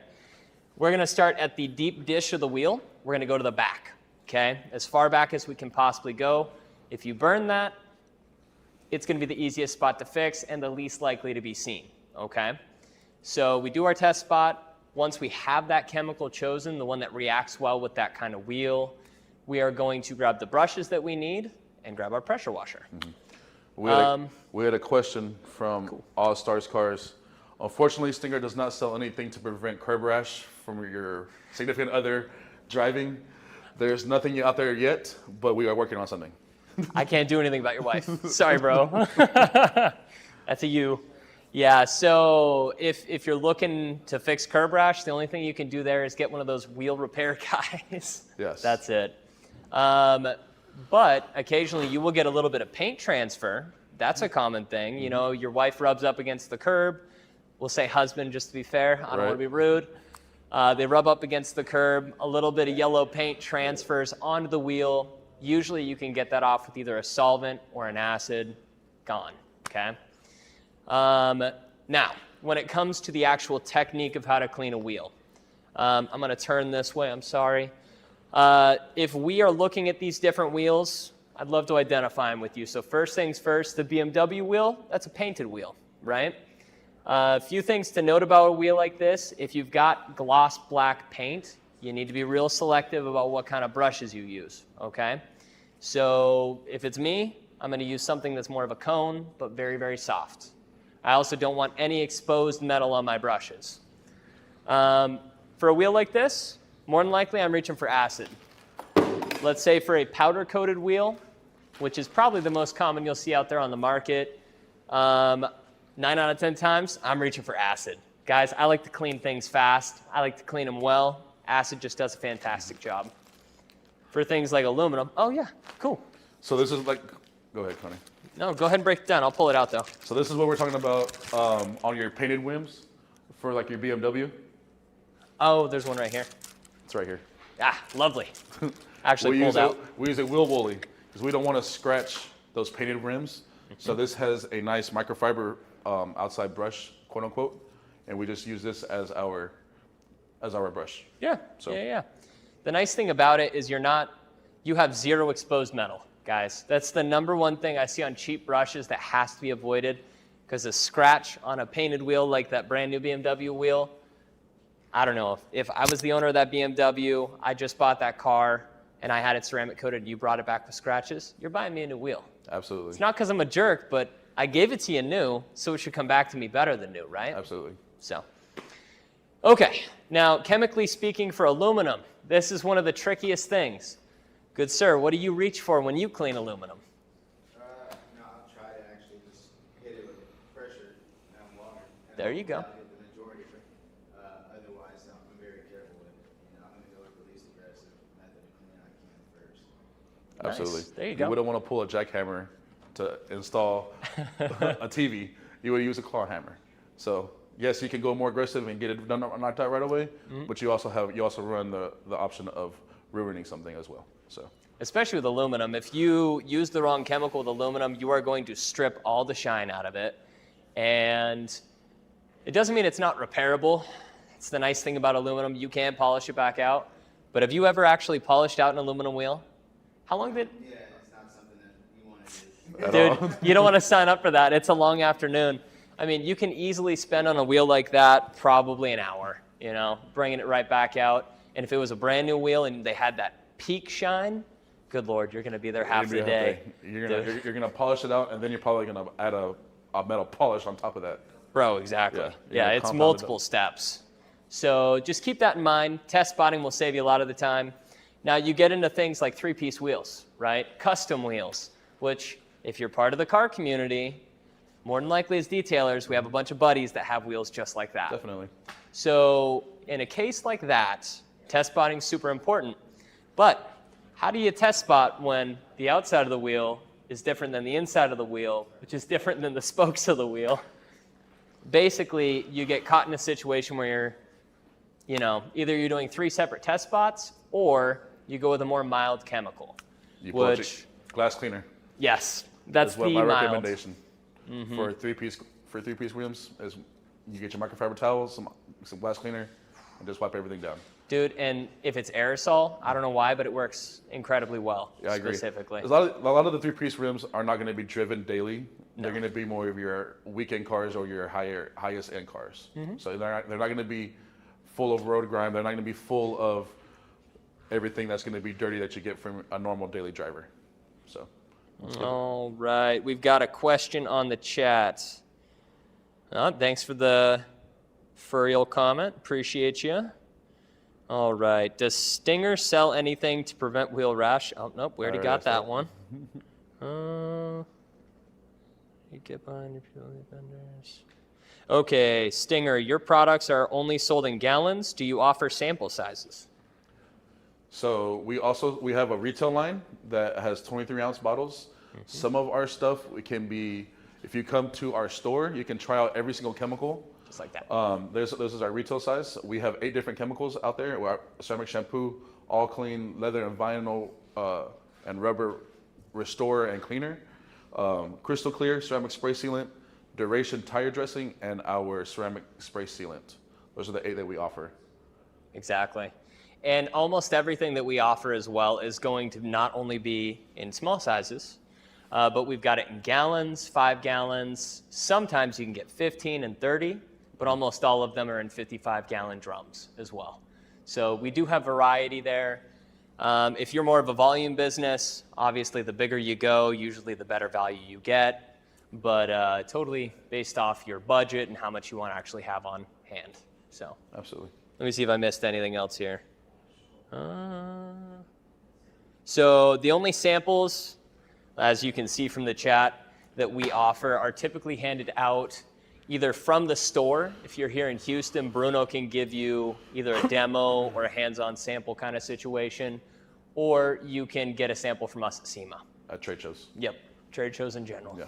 So MTE will have some, if you're coming to MTE, Mobile Tech in Orlando, we will have some samples out there. If you're coming to our ICA in Las Vegas in April, we will have some samples there. Same thing in SEMA, like Connor mentioned. In November, we will have samples there. But if you come to our store, you can try out every single product, and most of the time, Bruno is more than happy to give you a small sample. As long as he's not stacked with 15 people, okay? Don't do that to Bruno. All right. Now, one final note to throw out there on the wheels. Actually, there's still a few things here. So once we have our chemical selected, once we're confident it's not going to burn anything, we cool the wheel. We get to spraying it, okay? So when we apply a chemical on a wheel, we want to fight against gravity, okay? So we are going to spray from the bottom, side to side, working our way up. Now, why wouldn't we start at the top, Zach? What happens if we do? Well, like you said, gravity. Gravity takes over and it causes runs. And those runs can etch the wheel, or it can also stain the wheel, depending on what kind of chemical we're using and what kind of surface it is. Exactly. So we want to spray from the bottom up, like Connor was saying, and evenly brush. So. Yeah, and keep it wet. That's another thing that really helps. Absolutely. Especially if you're in these hot Houston summers, dude. What's the worst temperature you've detailed in, man? I'd say almost 110. Disgusting. Dude, you guys don't even know the humidity here. 110 plus this humidity equals probably 130. Other places, 120. I'm sure. Yeah. It's disgusting. So once we've sprayed that chemical on, we brush it down, we make sure it's even, we keep it wet, and then we pressure wash it off. It's that simple, guys. Okay. Depending on the chemical, if you're using a real strong acid, you do sometimes have to neutralize. That's where the bottom point is. So if you're using a real strong acid, you're gonna have to use the same thing on the opposite side of the pH, back to the pH scale. You're gonna use a high alkalinic product. So if you're using your Chroma water, you're probably gonna use our Magnum or our Yes. Black Scorpion. Our All Clean as well, just depending on the product we're using and the dilution rate we have it at. So. Yeah, exactly. Yep. Fight fire with fire, guys. Okay. Perfect. Cleaning engine bays. Do you do that a lot? You do a lot of engines? I do a lot of engines. Yeah. Okay. What do you charge for a standard like engine bay cleaning? As an add-on, we do it for $50. If it's a standalone, it's $75. Perfect. Okay, that's good pricing. Yeah, so just like pet hair, just like anything in detailing, we do not recommend you give it away for free. So our good sir, what was your name again? John. John. Okay, John, thank you. So John was mentioning, you probably couldn't hear because of the microphone, that if the engine bay cleaning is happening paired with a detail, it's $50. If it's separate from a detail, it's $75. And it's pretty common for people to separate those two prices. But yeah, definitely a great addition. A lot of people are not willing to do engine bay cleanings because you can actually damage things.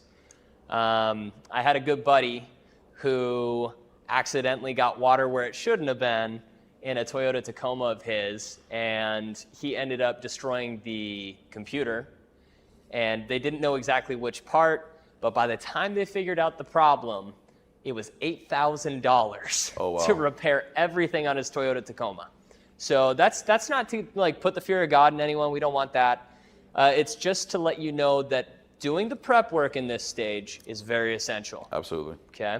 So one thing that you can do, and you should keep in your detail shop, is actually shower bonnets. You know, the kind that your grandma would use with the little elastic rim, because you can take one of those and, you know, say you've got your fuse box right here. It doesn't look like it's got a great seal. Pop it over the top. Cover it up. That way you don't have to worry about it. Say you've got open air intake on the front of the engine. We're going to cover that. If we've got the alternator and you're worried about it, cover it, okay? That's really the first step of cleaning out the engine bay. We already in step one pulled out all the big stuff. You know, say you've got trash bags in there, say you've got leaves, pine needles, pine cones, whatever. We take our time, we pull that out. And then once everything is prepped, that's when we're going to grab out our favorite degreaser and we're going to degrease the entire engine bay that is still open to us, okay? So typically, I like to start on the actual hood itself, let that thing pre-soak. That way, if it's really nasty, that gunk can kind of drip down onto the engine bay and it won't interfere with the cleaning down there. And then I hit all three sides. So typically, you know, start on the driver's side, spray in this direction, starting from this and working your way back towards you. Then go to the center section, spray from the back towards you, and then go to the passenger side and spray from the far end towards you. That way you hit all angles in the engine bay itself, because, you know, if you just spray from the front, how are you going to clean behind this, right? How are you going to hit the back firewall? How is anything going to be accomplished evenly? You can't do that. You got to have good coverage, okay? And then you're going to take off the degreaser in the same way that you applied it. So I like to start up top, and I'll clean the hood, and then I work my way from the firewall forward, and then do both sides, okay? Any questions? You're already a pro. You're already offering this. You've been doing this for 10 years. Why ask? All right. Perfect. Pressure washer, exterior surface, point of impact. The point of impact is where that tip of that pressure washer hits the paint of the vehicle. So we got to make sure, like I said earlier, that we're hitting all the door jambs, hitting all the nooks and crevices that a car could have, from the door handles to the emblems like that on the F-150 or even the Toyota sign. Dust still gets back there, so we want to make sure that we're flushing that area with water, because we don't want, if we're doing a paint correction, that dust to come back from behind those emblems onto your pad, like we were saying earlier, and causing it to scratch everything. For sure. The floor mat quick dry technique. I want to explain what that is. Sure. Yeah. So this is a bit of redneck engineering right here. So I'm originally from Boise, Idaho. It gets a little bit cold in the winter. And when you detail in the winter, things don't dry out as quick, right? Even if you hang up an actual floor mat on one of the clips, it can take 8 hours, especially if it's not in the sun. So one thing that I found worked really, really well was using a snow scraper, like a windshield scraper, to just drag the water out of it. You kind of treat it like Kind a of like squeegee. a squeegee. Yeah, see, great minds think Gotcha. alike. I finally caught on to it right there. Nice. Exterior tool maintenance, just maintaining your tools on the exterior foam cannons. Make sure all those seals, the O-rings are in there are correct. And then drying methods. We prefer using a drying towel as opposed to an actual chamois or any kind of your terracotta towels that you would get from inside your house. So we use, like Connor said earlier, we showed the gauntlet. That's a drying towel. This I'll one grab right you here. one. Oh yeah, we got one up there. It's, Go it's for right it. there on there. We also sell the Liquidator or the 1500. I prefer the 1500. I like red. It's the only reason why. It's because it's red. It's also the biggest. It's so, also yes, and it's a drag dry. So the maintenance on those is also very important because you want to make sure that you have all your tools correct and all the tools are readily available. So For sure. All right. Oh, one other small thing to add there. great Two guard. bucket method. yeah, I didn't Got even it? think about. Yeah, even talk about You're good. 2 bucket method. So we have 1 bucket full of our soap and that has all of our brushes that we're going to be using or your wash mitt. And then we have a bucket with just plain water, clean water. And what we're doing is once we're done washing 1 panel, we're going to our clean bucket and getting off all of those excess dirt that we just had. We don't want to get our soap water dirty with all of the road film, the bugs, whatever was on the car to begin with. Right. So we use our clean bucket method and we use the grit guard. The grit guard keeps everything that was on top of this paint surface, the dirt, underneath the clean water. So that's why we use the 2 bucket method. Perfect. Yep. Anything that could scratch. It's all about helping you not have to polish more. All right. A couple tools that are worth mentioning for the wash bay. Ones we really, really recommend. So iCase. Okay. This is one of the best investments that you can make for your wash bay experience. They put out a lot of chemical. They're very chemical resistant, and they have a couple different spray patterns. My personal favorite is going to be the foam. I just think it does an awesome job. You know, you could take a wheel acid, put it in a foamer from IK, spray it on the wheel, and it'll take something liquid and turn it into something fluffy. Absolutely. It's beautiful for a show, and it keeps it stuck in place longer. That's why we really like it. That's key. Like you said, it's for a show. For sure. Especially if you're a mobile guy, you're doing cars in someone's driveway, and the person happens to look out the window, and they see something cool going on in their car. That's all it is. It's just a show. They think, I can't do that myself, so I'm glad I'm paying this guy. Definitely. So another thing that we want to talk about is the grit guards. Zach touched on that. Bug scrubbers. Those have been around for a long time. So I'm sure a lot of you have used the classic yellow brick. They're great, don't get me wrong. It's kind of like the difference between like a pumice stone and the newer versions of pulling out dog hair. Absolutely. I love those because, you know, they last forever. They They do. really do. But there are better ways to remove bugs without doing scratching. And the one from the Rag Company is just the one that we prefer. It seems to do the job without any kind of scratching on that surface if you keep it clean. Then we get into the wheel woolies, which we did touch on briefly. Just high quality brushes, guys. I mean, if you think about it, as a detail shop, either you can buy 5 really crappy wheel brushes throughout the year because that wheel acid will eat up a crappy brush quick, or you can buy 2 really nice ones and just think about the difference in experience that you have as the guy using the brush on a daily basis, okay? Plus the speed. When we look at the small round brush in the bottom left-hand corner, I really like those for scrubbing out decals. A little bit of acid, spray it around, say like the Ford F-150 emblem or the Dodge Ram emblem, whatever's on the car. and then rub it with that brush, it'll knock down anything from road film to water spots to drip lines. Doesn't matter. Does a great job. Actually, we get a debut of There your we go. favorite towel. My favorite towel. The 1500 that I was talking about. It's a drying towel. Mm-hmm. It is the reason why it's called 1500 because it has 1500 GSM. Right. And Connor touched on GSM earlier. It's just how thick is grams per square meter. Yep. And how thick and how many grams per square meter is inside that one towel, or Mm-hmm. 1 inch, I should say. Steel wool. Steel wool kind of sounds scary, guys. I know it does, because you're thinking steel wool back in high school scratches everything. Well, this is actually used as a polisher. You use it with our quick detailer, our showroom shine, and it'll probably polish out chrome really, really, really well. Our ceramic shampoo.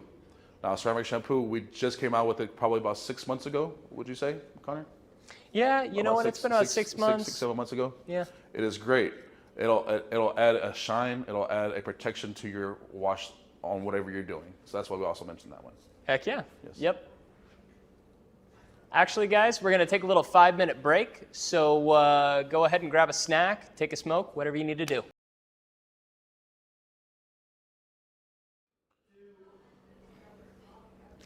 Welcome back. Thanks, guys.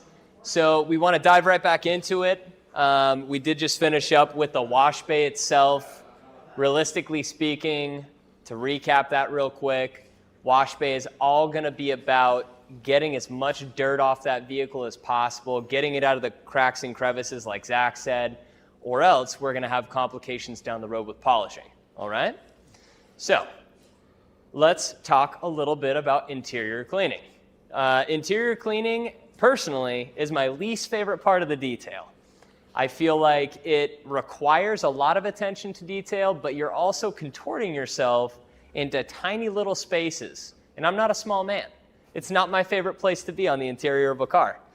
But that being said, this is an important part of what we do as detailers. So kind of like we talked about before, having a method and a routine built into how you do the interior detailing will make a big difference in time, okay? So first things first, we want to have that detail cart sitting there, if for no other reason than that we can bring it from door to door to door, okay? That's going to have everything from your brushes to your chemicals to whatever you feel you need to accomplish that job, right? So then we move on to pre-soaking interiors. So that's going to be about using certain key chemicals like our enzyme cleaner that require things to be, it needs to sit on the stain for quite a while to do its job. Yep. The dwell time. The dwell time, yes. So dwell time, all that means is that it's just sitting there working for you. It's like an investment in detailing. Absolutely. Yeah. So once we get the products put onto the stains, so enzymes on the organic stains, maybe WOW interior cleaner on our inorganic interior stains, we can move on to touching up any vacuuming that we have to do, and we will typically be starting in the driver's seat, okay? So this is just our routine and what we would recommend for you, but if you look at the car behind us, we have it labeled. So it goes driver's door to passenger door to rear passenger door to back on the driver's side in the back and the trunk finally, okay? Now, the reason we list it out this way is because it's the way that we prefer it. That doesn't mean if you do it differently, it's wrong. I'm sure you might have a couple twists on that, John, that you do, but, you know, if it works well for your routine, great. Absolutely. You know? As long as you're smooth. The other thing that a routine does is it's going to keep you consistent from car to car. If you're skipping things in the detail, like say you keep missing seatbelts, right? And you keep having to go back every single time, that's because either you haven't written it into your process or you haven't built that habit up. So just practice what you preach and keep doing things in a consistent way to get consistent results. Now, say we start, say this is the driver's door, right? We open it up, we identify what we got going on. Now, John, are you going to start by cleaning the floor, or are you going to start with the ceiling? Where do you go? Usually I'm going to start with the ceiling because I find that's the most easily missed spot. Perfect. So I try to tips at first. I'll work my way down. Perfect. There you go. Yeah, that's a great way to do it. And he's right. No one likes cleaning the actual headliner of vehicles. It's annoying. You're craning your neck. It's a pain in the butt. Chemical gets in your face. Chemical gets in your spraying. face. Nothing feels good like all-purpose cleaner in the eyes, dude. Keep that clean. So basically, the other reason that we recommend starting from the top down is because basically, if we started with the floor and we clean the carpet, and then we step into the car and start cleaning the top, we just got Brought something dirt dirty from the again. outside inside. Exactly. Absolutely. Yeah. So basically, we always want to basically start in the driver's side. We're going to start with the roof, and we work our way down in a methodical manner. In our interior class that we teach, advanced interior cleaning, we do delve a lot more into this process. It is quite complicated to clean an interior well, especially with the variety of stains that exist. So if you ever want to learn more about that, just tune into another one of our classes. I'm sure we'll have that in a couple months. Other than that, we do want to avoid oversaturating, which just means let's not get things too wet. One of the biggest mistakes we can make is to get the headliner super wet, because you can create sag, or you can break the adhesive of that fabric, and it can start to fall off the ceiling itself. You'll have to replace that. That's a giant problem. Yeah, there are other tips and tricks to interior cleaning itself, but a lot of those depend on the type of stain or maybe a special tool that you can use to knock something out. But yeah.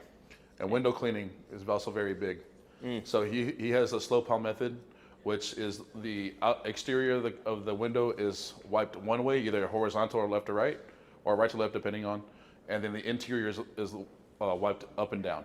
So those are the two ways of cleaning. So that way you can see if you miss a spot, you know where it is at, if it's inside or outside. That's the reason why we snowplow. Perfect. So, Exactly. Absolutely. All right. Cool. Problem solving for interior issues. Smells are big. If it's not shiny, if it doesn't smell good, and if it's not clean, then those are one of the three things that we're always looking for as detailers. So smells. You have to find what's causing that smell. If it's a stain, if somebody dropped some milk or somebody spilled coffee, or God forbid you forgot your groceries in your trunk. So we got to figure out what's causing the initial problem and removing that issue out. So stains and fabrics, figuring out what kind of stain it is, if it's a food stain or if it's going to be tar, or God forbid, somebody spilled paint in your car that you're removing. Talk about a nightmare. Figuring out how to properly maintain that and what we're going to be doing to use to clean it out of the three chemicals that we have for our interior. We have more than three chemicals, but for the three chemicals that we recommend. Yeah. Getting gum out of carpets is very, very, very big. How to get that out? We have a process where we freeze it and we pick it out. So that's all on our advanced interior product knowledge that we go more in depth and stuff like that. But finding the issue and figuring out how to solve it is what this process is all about. Streaky windows, like I said earlier, how you wipe them. Delicate and expensive dashes. All those nice high-end cars now that have the monitors and screens that are the whole dashboard long. How do we clean that? How do we maintain that? So this is where we got to identify what issues we're having in this process, and then how do we do it. So For sure. Yeah, and one of the biggest things, like you brought up the screens, right? Like say you look at a 2025 Cadillac. Those I mean, are that nice. thing's longer than your wingspan, man, dude. those are nice too. They are so nice. I can't imagine the price tag for I don't want replacing to. that. God, I hope we don't figure it out.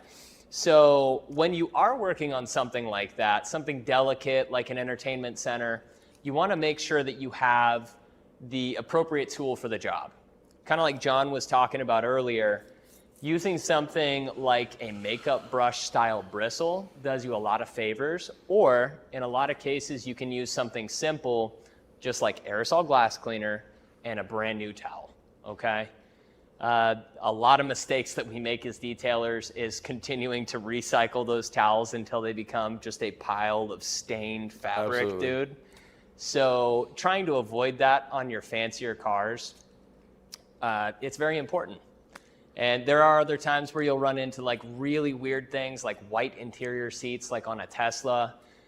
where you might have to pull off ink, or you might actually have marker from your kid that decided to give you a custom interior decal, right? Exactly. So just know that we will cover those things inside of our advanced interior class, and you're all invited. All right. There was nothing else we needed, right? No. All right. Just a few more tools that we love. There's a Tornador again. Yep, exactly. There's the curveball made by the Detail Factory. It's a very soft bristled hair. It's a synthetic hair as opposed to a horse hair or boar's hair that they also make. Our Quick Detailer, which is an aerosol spray, something nice and shiny. Your standard waffle weave, like Connor says, he prefers those for his windows. I also prefer them for my windows as well. Then we have a leather and vinyl interior brush. It's just all about different processes. And there's that chewing gum remover that we talked about. And then the edgeless towels. It's just the same thing that we've talked about this whole time. So. Yeah, I mean, what we do is pretty basic for the most part. So just key, well-maintained tools. Absolutely. Helps you every time. All right, this is where it gets fun. I can't think of a single detailer that we've trained over the years that has said, I hate polishing paint. Yep, I've never heard that before. Dude, it's the most common thing that we all love because the results are so dramatic. And usually when you bring a car in from a dealership and it's covered in scratches, let's say it's 3 or 4 years old, you know, maybe initially you're not excited to work on that paint, but to see that transformation at the end of the detail from turd to beauty, it makes a big difference. It's one of our biggest motivators. Yes. So what is paint, right? So paint is, at least modern paint, it's made out of plastic, okay? So modern paint, basically 2005 and up, you're going to be dealing with water-based paint from the factory.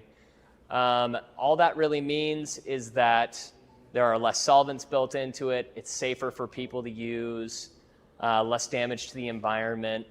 But technologically, it's also a more advanced type of paint, okay?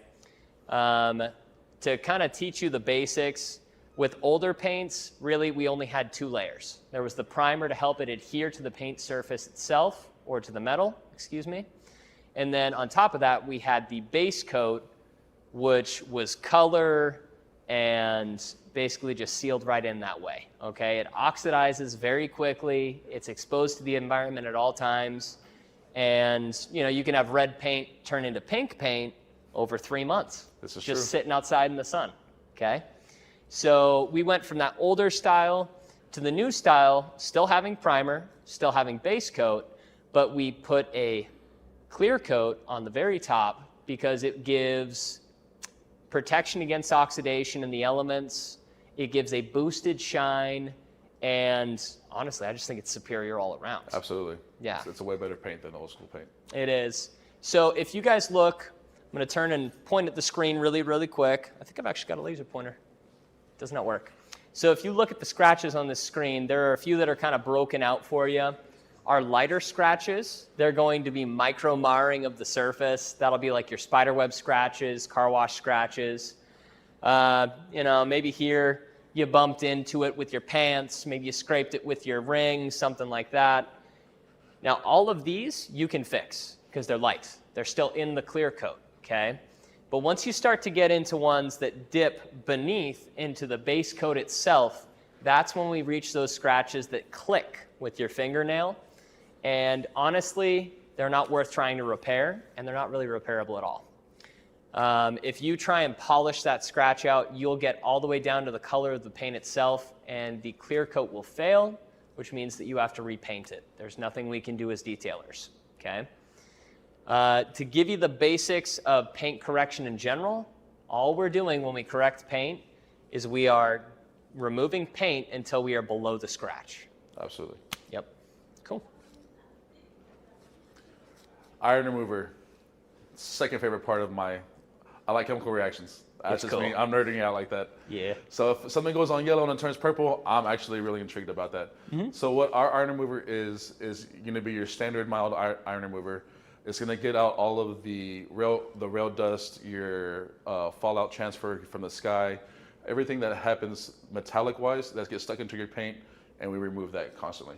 It goes on yellow, like I said, and it turns purple, so that way you know whatever it hits is removing that metal particles out of that surface. You have a candle scented the same scent as I iron love the remover way in it your smells house. too. You know it. Absolutely, it is great. It smells Precious. wonderful. No, it doesn't. It's terrible. It is.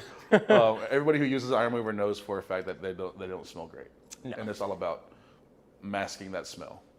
So, and what we're doing with our showroom shine and our clay is that's our clay loop. Clay barring is essential. I prefer iron remover then clay barring.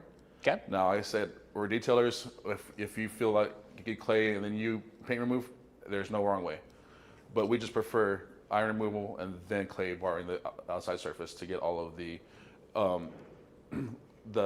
breaking down the tree sap, breaking down the scuffs that you had and whatever oxidation you had from the sun was on top of that surface that iron remover didn't remove.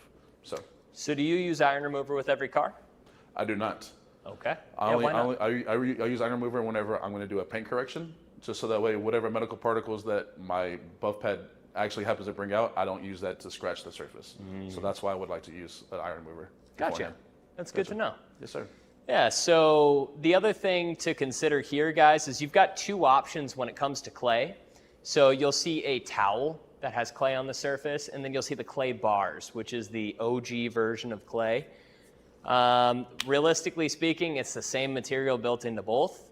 The reason people prefer one over the other is that the clay bars themselves, in my opinion, they're quicker, they're more aggressive, they get the job done. Absolutely. Yeah. I would use a synthetic clay more so for brand new cars. Yeah. Stuff that hasn't been driven on the road a lot, and that had just had the transfer from the rail car that brought the car over to the dealership. Yeah. That's what I would use mainly the synthetic ones for. The other, We have a question. go for it. Switch over from like a regular towel to a clay one? Like, how do you know when to switch over? That's a great question. So typically, The question was asked, when do we know thank when to switch from a synthetic clay to an actual clay? So now, go ahead, Connor. perfect. So typically you'll see detailers switch between the two of them if you are removing something that's going to kill the clay bar. So say you have like really bad paint that's going to transfer into your clay towel. It's probably going to ruin it. So I'm probably going to reach for a clay bar because they're cheaper than a clay towel. Okay, so that's typically how I would differentiate. If it's a job that is terrible, like I had a BMW Z3 that a dude brought in. His neighbor had sprayed a car in the driveway next to him with yellow paint, and that paint had caught on the wind and transferred to his blue BMW. Oh, wow. Bro, you wouldn't even believe how thick it was. It was gross. I believe it. And basically, on that one, if I had used a clay towel or a clay mitt, it wouldn't have been strong enough, and it would have been ruined. So I just used 2 clay bars in that case. It was nasty. That answer your question? Yeah. Beautiful. Thanks, sir. All right. You want to tear into this one? Sure. Cool. Important tools to note for polishing your car is knowing what kind of tool you're going to need.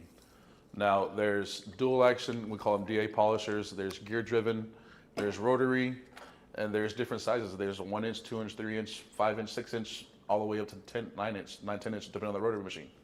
So just depending on what you're trying to accomplish and what you're going to do. If you're doing a simple polish for a vehicle, I would not pull out my rotary machine and polish that way. I would pull out my dual action, something a little lighter, a little safer. That's not going to put any swirls, and it's all about the rotation of the machine. So rotary machines spin in one direction. They don't have any oscillation to it. They just spin in one direction. Our gear-driven polisher is required with force, but it'll constantly move no matter how much pressure you put on. And it still goes in one direction, but it also oscillates when in different directions to throw off the minimal swirl we have. And then we have a dual action polisher, which even oscillates even bigger, 15 to 21 millimeters, depending on the brand. And it gives you your highest shine, in my personal opinion. So depending on what you're trying to do, if you're just trying to do just a one step, I would definitely go either DA or your gear driven. If you're trying to do a full on paint correction, we can go rotary, gear driven, depending on what you're trying to accomplish. Perfect. So which one would you recommend for a new detailer? A new detailer, I would either go dual action or I would go gear driven. Those are your two safest options. Now, if you're an older gentleman just getting into it, you're probably used to a rotary, so you're gonna want the gear driven because you want that force on there. Right. If you're brand new and not familiar with what you want, go to the dual action, and it is your safest option out on the market right now. Perfect. Thank you, man. Absolutely. Appreciate that. Yeah, so all these machines are great. They all have a purpose. Just understand that they each have a learning curve, right? They do have a learning curve. So if you want to learn how to use them hands-on, come into our class. We have an advanced paint correction course that focuses specifically on the polishers, the process, the procedure. And we can actually let you use the machines on our hoods here. So if you're ever in town. Come on by. Yeah, buddy. All right, so we like to teach about a process called one-step buffing. Essentially what we're doing is we're working in test spots, okay? So usually when you start out, you know, say you've got a hood, you've got a Ford Fusion in front of you, right? Are you gonna polish that whole hood one way and then see what the result is? Or are you gonna try and polish a spot this big? Well, I used to polish the whole hood, Right? and then realized I should just do a test spot. Right? So yes, that makes a lot more sense. But back in the day, it was, no, I'm just gonna get it done, and then I'll figure out how to get my defects out. Right. Now, I don't want to put any defects to begin with. Let me just do it the right way with one spot at a time. Dude, yep, that's the purpose, guys. So it's all about time at the end of the day, right? Time is money. Everyone knows that. So if you are trying to save time and make more money, then one thing we should try and do in the polishing arena is do these tiny test spots. And basically the difference between each test spot is going to be, all right, so like let's say we do the first test spot. It looks like our paint isn't a high enough shine. Like we got our scratches out, but we've got a haze left behind, which really means there's just small scratches, kind of messing up the surface. What should we do from there? If you got haze, where are you going to go, Zach? I'm gonna go less aggressive. Less aggressive. Okay, so would you switch out your pad or would you switch out your polish? It's just depending on what I'm if I'm using a wool pad, I'll probably go switch to a foam pad. If I'm using a heavy duty compound, I'll switch to a medium compound. This is depending on what I'm using at the time. I would always start off with light and work my way down from there. Because if you happens to work with just a one light polished glaze and I guess the whole car how the customer wants it, then we're good to go from there. Exactly. But if this is where us detailers have to stop right then and there, because we are perfectionists. Unfortunately, it's in our DNA, and we have to know what the customer's expectation is and give them the expectation, not what our expectation would be, but what the customer expectation should be. So for sure, yeah. The other factor there too to consider is how much is that customer willing to pay you, right? As well. I mean, if the customer's offering you $150 to polish the outside, how many steps are you going to do? Are you going to polish, or are you going to do a cut and a polish for that price? What were you willing to do? My ultimate goal is to get as big of a ticket as possible, right? For sure. That's the ultimate goal. For the least amount of effort. For the least amount of effort. Yes. So if a customer is telling me I only have $600 to spend, I'm just going to do it one step. Perfect. And call it a day. And the customer's going to be, it'll be 85% more shiny. And will all the scratches be gone? Probably not, but it'll definitely be shiny, and it'll be what the customer wanted. For sure. Now, if the customer wants to pay $2,000, now we're talking, full-on protection program, full-on paint correction. Little ceramic in there, yeah. So just depending on what the expectation that you give into your customer and what they receive. For sure. No, that makes a lot of sense. Yeah, and honestly, guys, there is no perfect answer. It's not like you have to adjust your pad the first time or your polish the first time. We're just trying to hone in on the best results, like Zach was saying. Absolutely. So the quicker we can get to the best results, the better. But don't move past the testing phase until you hit that perfect result. Exactly. That is the key. We have Yes, a question. sir. How do you balance consistency and speed? Consistency and speed. Are you talking like from panel to panel or From car to car. from car to car? So Okay. I'm a detail shop, and I want to be as quick as possible, but I also want to be consistent as possible. How do you maintain consistency with speed?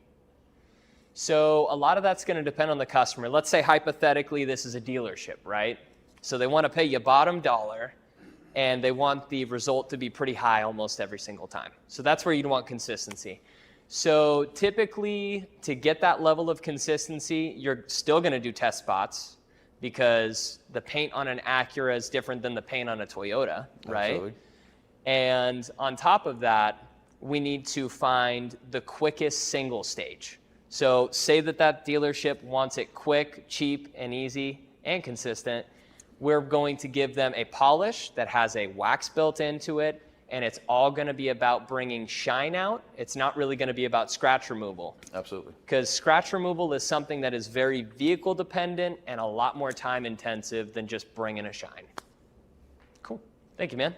Do we have any questions on the chat? Nothing in the chat yet. Nothing? Feel free to ask us, guys. Yep, it's definitely open. This is the trickiest portion of the detail to learn initially. Absolutely. So don't feel intimidated. You Definitely don't don't. have to stand up in front of the classroom. Yeah, please don't feel intimidated about buffing a car. The best way that I would recommend it is just buffing on your own and buffing on your wives or your boyfriends, whoever it may be, and just learning your best technique on how to do that. Now, if you're here in the Houston area, feel free to come by our store, and we can definitely do hands-on with you one-on-one training here. So. Most definitely. All right. So once we do find that ideal test spot, there are a few things that we need to understand. So one, we're going to take that exact combination and we're going to do that to about a quarter of the car. And then at that point, we need to switch out our pads. Absolutely. Okay. So if you look at a buffing pad, you'll notice that the majority of them have foam involved in there somewhere. There's also a section where the foam meets the Velcro, and there's glue between that, okay? So the number one killer of that glue in making pads come apart is heat, okay? So we recommend that every quarter or sixth of the car, you trade out that polishing pad to a fresh one. And during the time that you're using that pad, let's say every panel, you need to clean that pad out, okay? So usually what that will require is you can either use like a brush, which could be as simple as something like this, let's say, and you rub it across the face of the pad as it's spinning, or you can grab an air gun, which is our preferred method. It'll fluff the pad up, it'll pull any dead clear coat out of there, get rid of any old polish or abrasive, and you can move on to the next panel and keep consistent results. Kind of goes back to what you were saying. So, yeah. Other than that, I guess, we do need to talk a little bit about polish as well. So every time that you go to apply polish to your pad, you're going to be anywhere from 3 to 4 dots that are pea-sized to start out for the first time you use it. And then for every time you apply polish, say you move to the next panel and you need more, you're going to clean it and you'll apply 2 to 3 more dots, okay? Less is more in the polish department. Absolutely. You put too much, it gums up and it's a nightmare. Definitely. Yeah. All right. Cool. Exterior dressings, everyone's favorite part. Shiny tires. Some people like shiny tires, especially down here in Houston. I know for a fact everybody likes shiny tires. They don't like that matte look, they like shiny. Every area is different. I know Oscar prefers a nice matte tire. He doesn't like that shiny stuff. But it's all about what you prefer. So we have different options on tire dressings on what we can apply. We can also do faded plastics. If you have faded plastics, we can do trim dressings on there. We can dye them back black. Headlight restoration. This is your ultimate time to upsell to your customer. This is where you walk around that car and you see their defects that they have that they normally just happen to just don't care about. People don't care about yellowing headlights sometimes. They just drive. So it's like your headlight restoration comes in. Window ceramics, fabric protecting. We have a glass wipe that we use, fabric protecting. Anybody wants to prevent stains, we can apply a protectant for the fabric. So this is the ultimate point where we can upsell to any kind of wash. So I prefer having my leather conditioned every single time I get in my car. Same. Just because I forget. Dude, It's and one it of those things smells good, and it bro. smells great. Absolutely. I love that It's just smell. one of those things that I always forget to do after I'm done cleaning is condition the leather. Right. Just because you got to wait for the leather to dry out. You got to make sure you're washing the rest of your car. Your time gets consumed. You got a phone call. So that's always one of those things that happens to me. So Bit of a greasy mess at the end, absolutely, too. Dude. yes, definitely. Yeah, I get it. This is your ultimate point on where you can upsell to make those tickets go from $200-$300 to $500-$600 without even pulling out your polisher. So. He's not kidding, guys. It is very, very important because you've already done, 3/4 of the work just in the basic detail itself. So if you can add in those add-on services, you are going to multiply by a factor of 2 at least how much money you're making. All right. So finally, we have... So we have a question. It says, what do we have for exterior trim dressings that don't streak when rained on? When rained on? Yeah. All right. So, huh? Yeah. Yeah. You got it. So basically the product we would recommend would be our Black Magic. Really easy to wipe on, really easy to take off. It'll dye it, and it's rainproof. Absolutely. That's my personal favorite. Do you have a different? That's my favorite one too. Money. All right. Any other questions on the chat? I think we got it. All right, let's keep her going, guys. Okay, so final thing you're going to do, and this could be if you're a manager of a shop or if you're a sole proprietor and you're doing all the work yourself, you should always do an inspection, okay? Now, if you're the guy that did the detail, we are notoriously good at missing things on the car because you've been staring at those surfaces for hours. So your eyes might skip over a stain, your eyes might skip over a scratch, might miss a piece of tar. So it's really important to take a mini break and then park that car outside in the sun. This is how I like to do it. And I will do a 10-foot inspection and I do a 20-foot inspection because it really changes your perspective on the car itself. Absolutely. And it allows you to see things both obvious and maybe things that are a little bit less obvious at the same Definitely. time. So other than that, hopefully you took your social media pictures before, because we recommend that you take them after as well, because it will help you build out a portfolio on social media so people can see your results, they can learn a little bit more about you and your quality, and they can trust your work ethic. Yeah, so that is the basics of detailing by the numbers. Absolutely. So, yeah. Now, tomorrow, we are going to be having a class in the morning. It's going to be advanced product knowledge. So if you want to learn more about chemical or maybe ingredients or what product to use, You learn right? more about tools and other process how to use them. Yep. Tomorrow at 9:30, Dan will be leading that class here on our YouTube Live. That's right. And feel free to tune in. I want to send a special thanks to everybody who was out there watching us today. Thanks, guys. All the way from Hawaii, all the way from Delaware. I also saw Florida. I saw Michigan on there, South Carolina. So Wow. we want to thank everybody for watching today, and come back tomorrow and visit us again. Heck yeah. Thanks Thank again, you, guys.